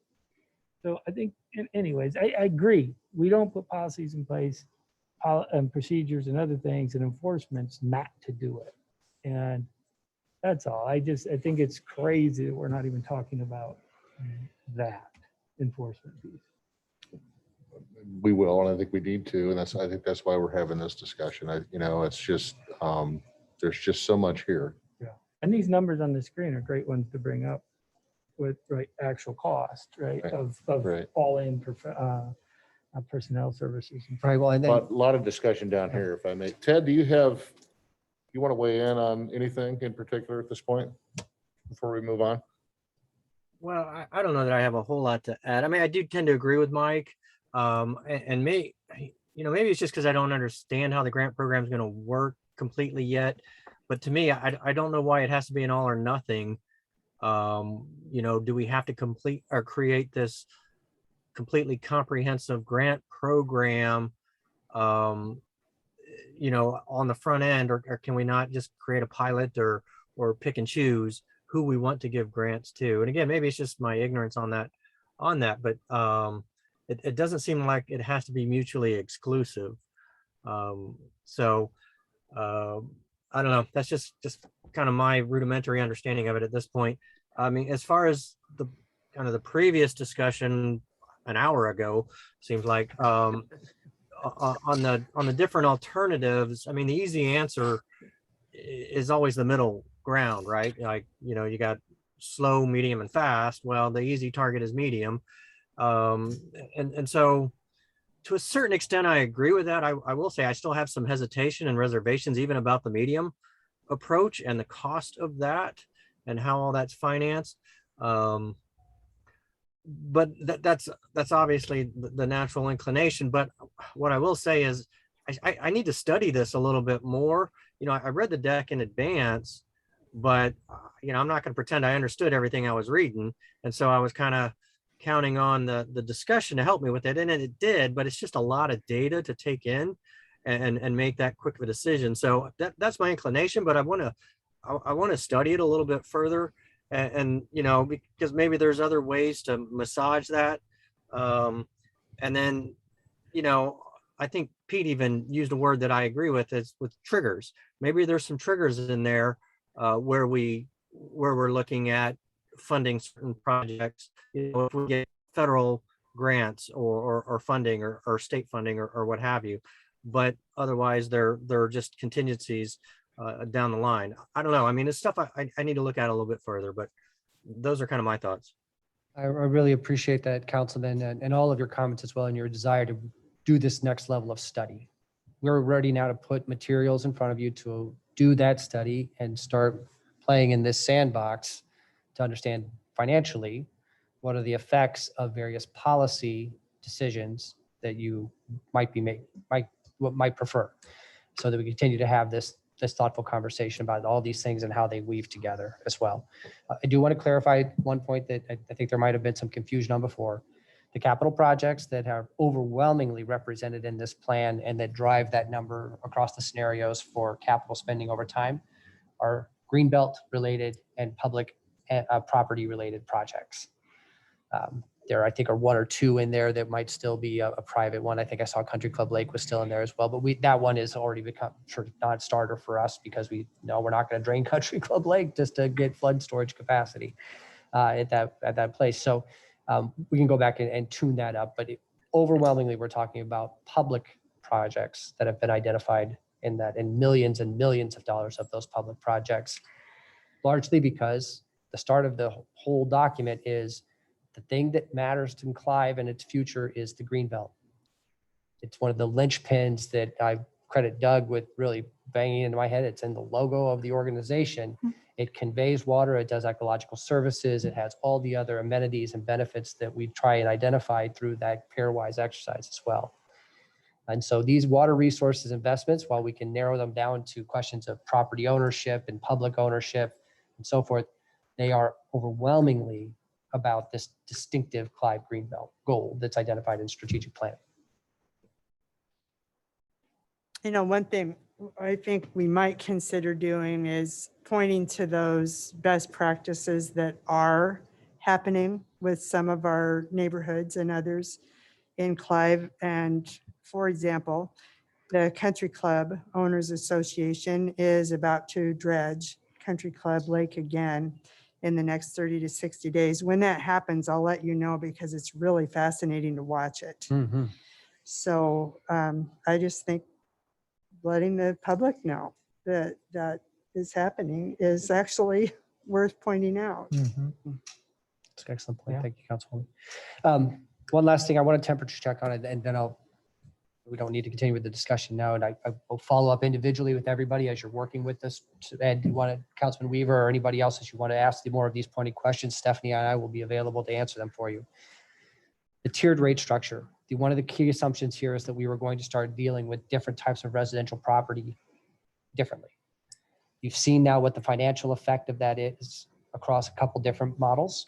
Does that still feel like the right path forward for the utility structure? Best for me. Me too. Yes. Excellent. Thank you for that direction. The last one I want to ask then, specifically for those of you who are concerned about return on investment, what other data would you all like to see to be able to confidently know that these kinds of increased rates that we're talking about charging are producing things that you can look at and say, yes, I understand the return on this investment? One you might want to mull on for some time, but we'd like to make sure we're putting all of that data in front of you so you can understand. For me, it's understanding what we want to do, what it's going to cost, and how we're going to cover it with revenues or some other sort of funding. That's, to me, that's big, because return on investment for an ecological project like that is it performing and functioning properly? And if we know that we have to do it, so we need to do it, how are we going to fund it? And do we have revenue to cover it? So I don't know, the return on investment there is, for me, that's not The traditional, that's not the the yeah. traditional business ROI isn't Right. for you. Yeah, I would Right. agree. Okay. So are what we starting, sorry, Ted. Oh, I'm sorry, I didn't mean to interrupt.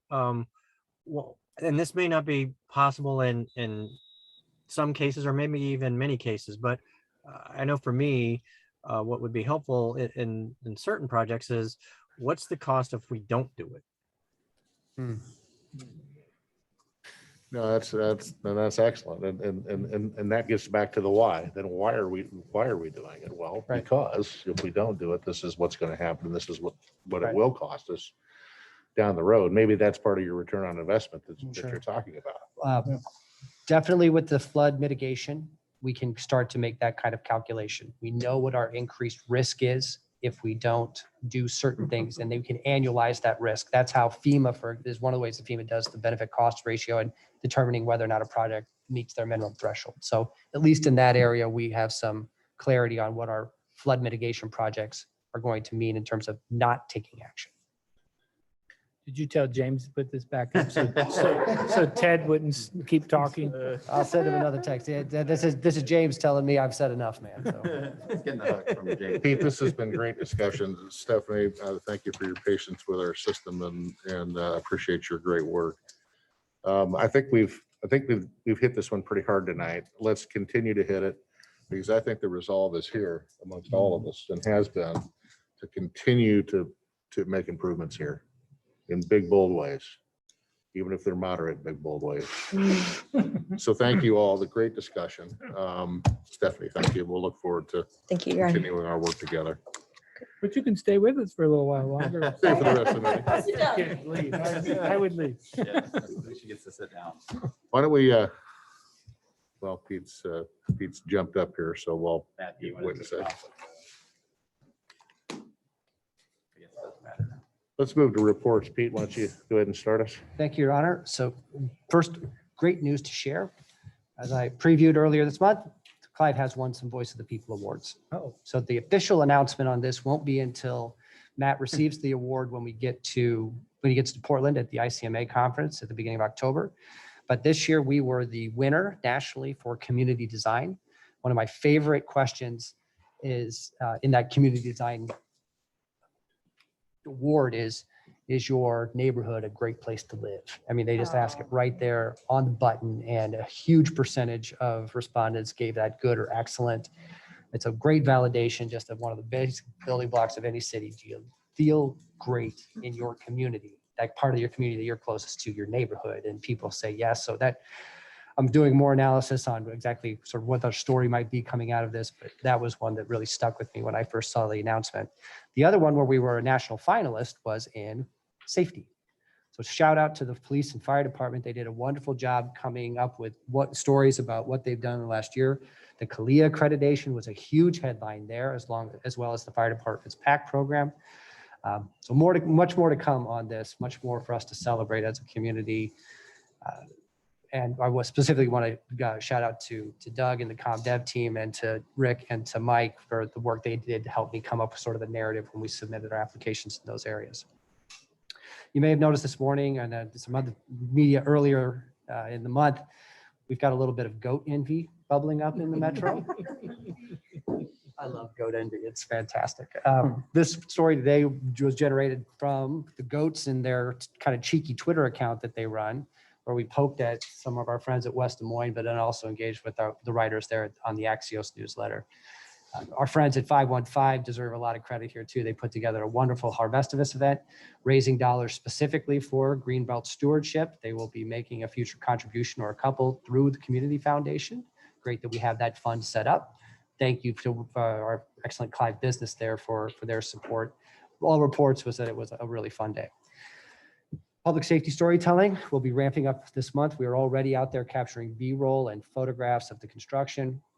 We're looking forward to some of those key moments, like when the solar panels go up, a couple other things. Make sure we capture that so there's a flavor in our future storytelling of what it took to get to this point.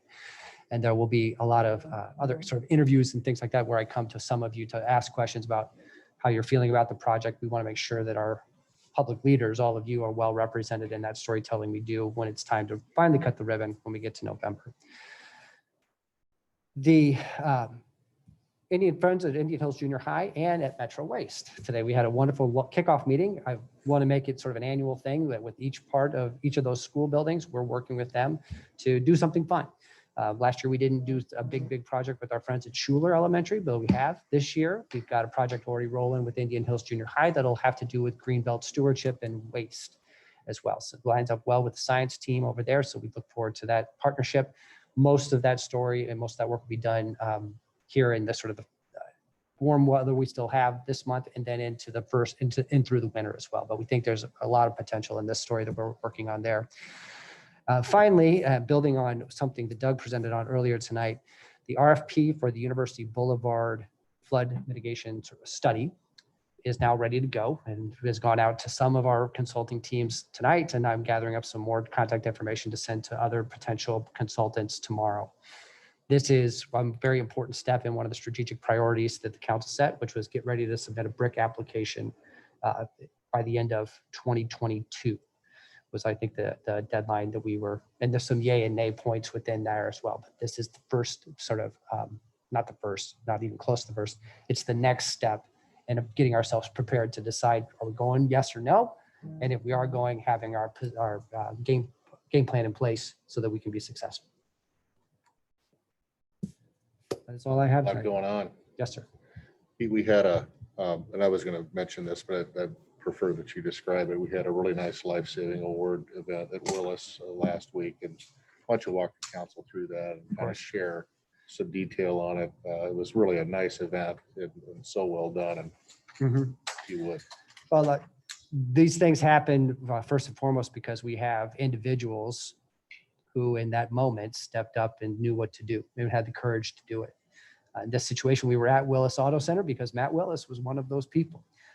Amanda, and I'm blanking on Amanda's last name at this point, Chief, who was our other lifesaver. She's a nurse anesthesiologist. She and her family were there as well. She was also critical to, in this situation, finding somebody who was struck by a vehicle on Hickman Road. But they respond. At one point, she does not have a pulse. They are able to perform CPR, get in touch with emergency responders as well. And by the time our teams show up, the emergency response teams show up, she has a pulse again. And then is conscious when she goes to the hospital and has some time in the hospital. But it's now, she was actually able to be there at the event and show her appreciation for those life-saving actions that her neighbors took. It was a wonderful, wonderful event. All of them are. And it's remarkable that we get to celebrate as many in this community as we do. It seems like in the short time I've been here, I've seen dozens of examples of people doing heroic things to make their community safer and stronger. That was just outstanding, and appreciate everyone's involvement, staff, certainly staff's involvement, Chief and Chief Rose, really working to put that event together. Appreciate that. Any other questions for Pete? A comment. Pete, going back to the city's new awards, right, from the surveys and such, hats off, right, to, of course, public safety, police and fire, but to the city and the city staff. And this is a true testament that when you look at those numbers are high in public safety from the far west to the far east, right? And that's not easy to do, the difference of demographics and such in a city like ours, to bridge that and to have that trust in your police and your fire and your city staff, because you're kind of cheating yourself. Those numbers were extremely high in the trust of city staff and the storytelling and all, you know, and the transparency of the city staff does. But then that was a whole nother story. And then police and fire and public safety. So again, that's not an easy thing to do. That falls in line with the great place to live. Another not easy thing to do when you span the thin miles that we do in the difference in demographics, yet your numbers are very high from the east to the west. It again just shows you there isn't that east-west deal, right? That people want to make it. It is Clive, and the numbers, people are satisfied from everywhere inside the city. So that's hats off to police, fire for theirs, city staff for theirs, and the rest of that whole survey. So thank you for sharing that. I appreciate that comment, and you know, y'all probably get tired of me saying it, but whenever we do get accolades like this, I always say the wolf is always at the door. Now that means we've got to work harder, and I think everybody's committed to that, no question. So it's anyway. Thank you for saying that. Pete, anything else for the group? No, Your Honor. Thank you. Deb, we're going to slide to you. Okay, the only thing I have is last Tuesday, I attended a Clive City election forum hosted by the Clive Democrats. And our colleagues who are up for re-election, much to the shock and amazement of everyone, actually did a great job. Appreciate that, Ted. They represented the city very well, and I thought the event went off as a success. So that's all I have. Good. Thanks, Ted. Thanks for attending. We were all Good. shocked that they gave him a mic. No one was more shocked than I was, believe me. Same here. Eric, anything for the group? No, I enjoyed attending the forum last week. I was able to attend it via Zoom, a good opportunity to discuss topical subjects that, you know, we deal with on a regular basis here in the city of Clive. And just another reminder that this is a nonpartisan position right here, and it needs to stay that way. And the more we can keep partisan politics out of this, the more effective we can be as city government leaders. I'm glad to hear that. And I think we would all agree with that. So anything else for the group? Nothing else, Mayor. Eric, thank you. John? Just to follow up on the MAC meeting, Metro Advisory Council, Sally Dix gave a Bravo presentation. I'll ask Matt to include those slides in what he sends out, but as you might guess, they've been hit very, very hard. 99% of their revenue comes from hotel motel that goes out to 70 arts culture organizations. And so those groups impact on the economy is about $185 million a year. So in economic stimulus. So it's huge. It's huge. Make sure you've got February 5th on your calendar for the gala. And that's their sole means of support for Bravo operations. So, but anyway, I'll let the slide deck speak for itself and ask Matt to get that out with his news tomorrow. John, thank you. Great information, and thanks for the date again. Reaffirmation on that date. That's a good one. And I think we represent ourselves well at that event. So thank you. Just one additional thing.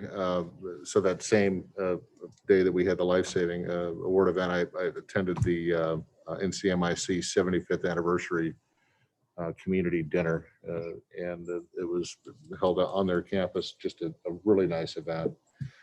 The reason why I'm bringing it up, obviously, because of the historical significance and the partnership that we have with NCMIC, along with many of our business partners, is that, you know, we were called out as a community and as a city in multiple ways. Our staff is great to work with. It's a premier community to be in. You know, we put together events like Battle of the Burbs and really helped with that event. And they talked that up quite a bit. And that's reflective of all of us. And so I was just so pleased to to participate in that, see it, hear it, and share it with all of you. Susan. Well, I also appreciated the forum and appreciate your comments about the keeping partisanship out of the city and school races. I've felt that way for a long time, ever since working with the League of Cities, that's important to do. So did have a chance to attend the League of Cities conference last week, and they had offered that people who were uncomfortable in attending could get their money back, but it was well attended, I thought. Did you present? Yes, I did present. Okay. I didn't have a chance to see that, but I would have liked to. And then on Monday, we had a strategic planning session for the Clive Community Services. And so Scott was there too. I felt like Clive that was a Community good Foundation, session. the Oh, founda- I'm sorry. foundation, right? Yes, Community We Foundation. talked a lot about Clive Community Services. We that's did. for sure. Yep. Do we have an So reopen date yet? I don't think so. I don't think so. There's still, it's going to be a while. They're Yeah. working on, Doug provided somewhat of an update, but they're still working on the interior. It's going to be there's a lot of damage there, not structural, but they continue to operate with the mobile pantry that comes, Well, some businesses have reopened, correct? I don't know. I can't tell you. Matt, anybody? Yes. Some are back in operation on that lower level though. That's it. Susan, thank you. Mike. Several things too. Pete's point earlier on, it was unbeknownst to me on the MWA meeting with Pete, but that's how I like it. I don't need to know about everything that happens in the agency, but I can tell you that they briefed me in the afternoon. They were so excited about a potential partnership, and more so because we're fortunate enough to have two AmeriCorps folks join us this year for the first time. An additional one to join next year. They will be huge players in some of these around all of the metro cities to participate in opportunities that they give them. So they were really excited. They just went on and on about it, of how they, on their first day, we got this huge opportunity put on our feet. And so thank you for doing that.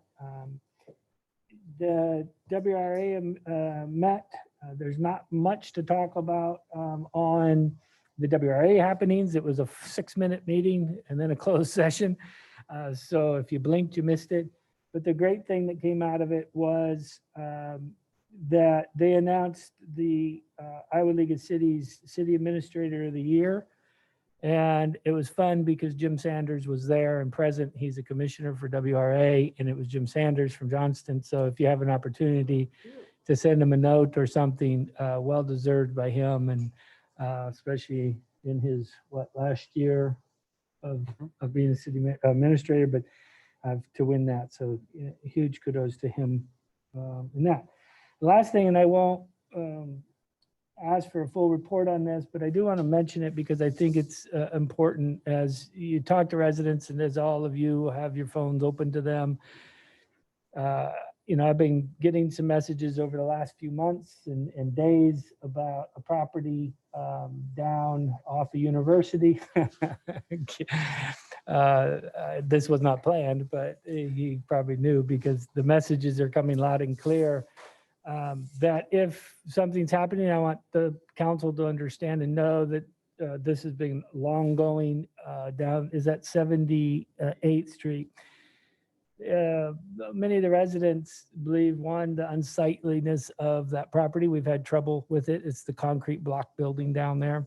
They now have 2 semi-trailers on the property. Yes, for a long time. Yeah. The residents are done, right? They're tired of it. And I know the city, I know staff is taking it serious and moving on, but if there's another phase to this, I just don't want it to be a surprise to this council and that we support this. But it's being held up by 2x4s, literally. The whole trailer, both of them. So they are super concerned about the safety issue too. So I guess with that, welcome Doug to the, something I probably surprised you, but This property has been a bit of a challenge for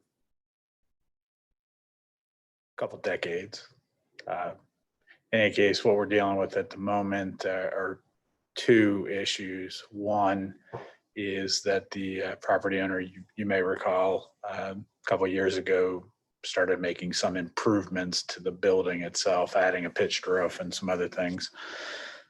There were some steps missed in the process that the property owner went through to construct his improvements.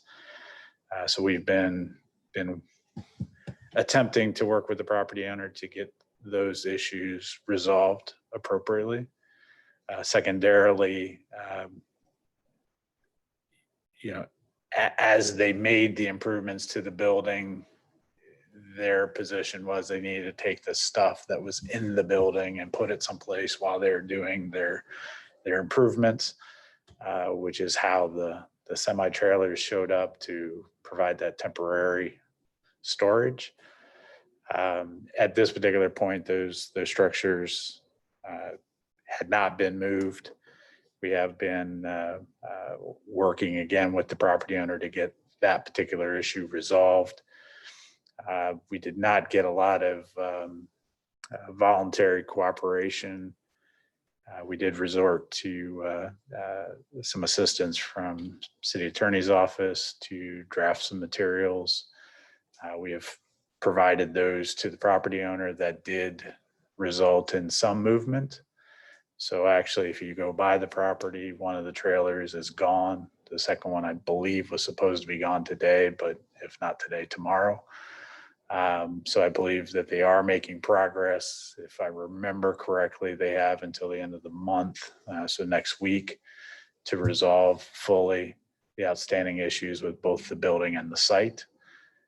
We are queued up and ready to take the next step, which will involve issuance of municipal infraction and then going through the court system to address the violation and resolution of the violation. So that has been what's been playing out. Certainly, our hope is that it would not take this long to come to conclusion with the property owner, but it is what it is, and we'll continue to press till we get resolution of the code violations. And I think the residents understand the city side very clearly. They're frustrated, but they understand that it takes steps and it's going to take time. They want a movement, and we got it, right, from our staff. And so they're very happy about that. But I just wanted to get the council up to speed so that if the next step comes, we're not surprised that we're in some type of litigation, and rightfully so, with this property. Fully supported. Yeah, thank you. Sooner the better. Anything else, Mike? Thank you. Madam Council? Nothing. Just a couple of quick reminders. Tomorrow, the mayor and I will be participating in the suicide prevention walk for this month at Clive Behavioral Health Hospital, starting at 1:30. So if anybody's around, you're welcome to join us. We'll be walking down here and then back up the hill. As a part of that, they've invited us for that. Monday, afternoon, we'll have the finalist interviews for the Administrative Services Director position, and have the Personnel Committee involved in that, as well as the executive team. So excited to see those presentations and interview and discussions from the finalists.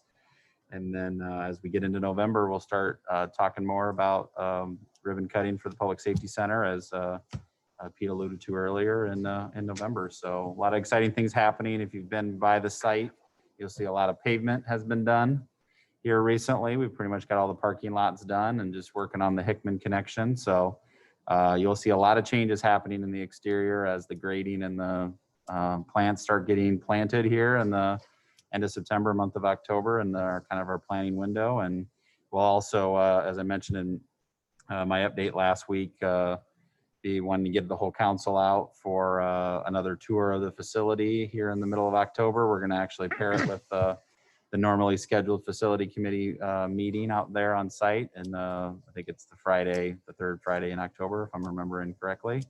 And there'll be lots to see for that tour. So excited about that. Good, Matt. That's all I have, Your Honor. Yeah, thank you. In Mike, my did you have- comment, I apologize. I should have mentioned that because it is very impressive. What staff has done with the chiefs and how the chiefs have laid that out is very impressive. And if you weren't a believer that this is the future for Clive and the last building and all that, once you get in it, the facility committee was in there last Friday.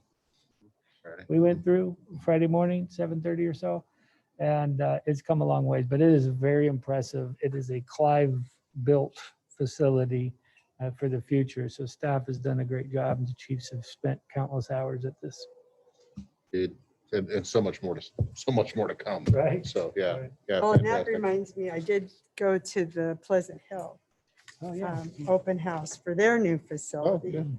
And so that was interesting to see, and they're excited for us too. So. Yeah, that's great.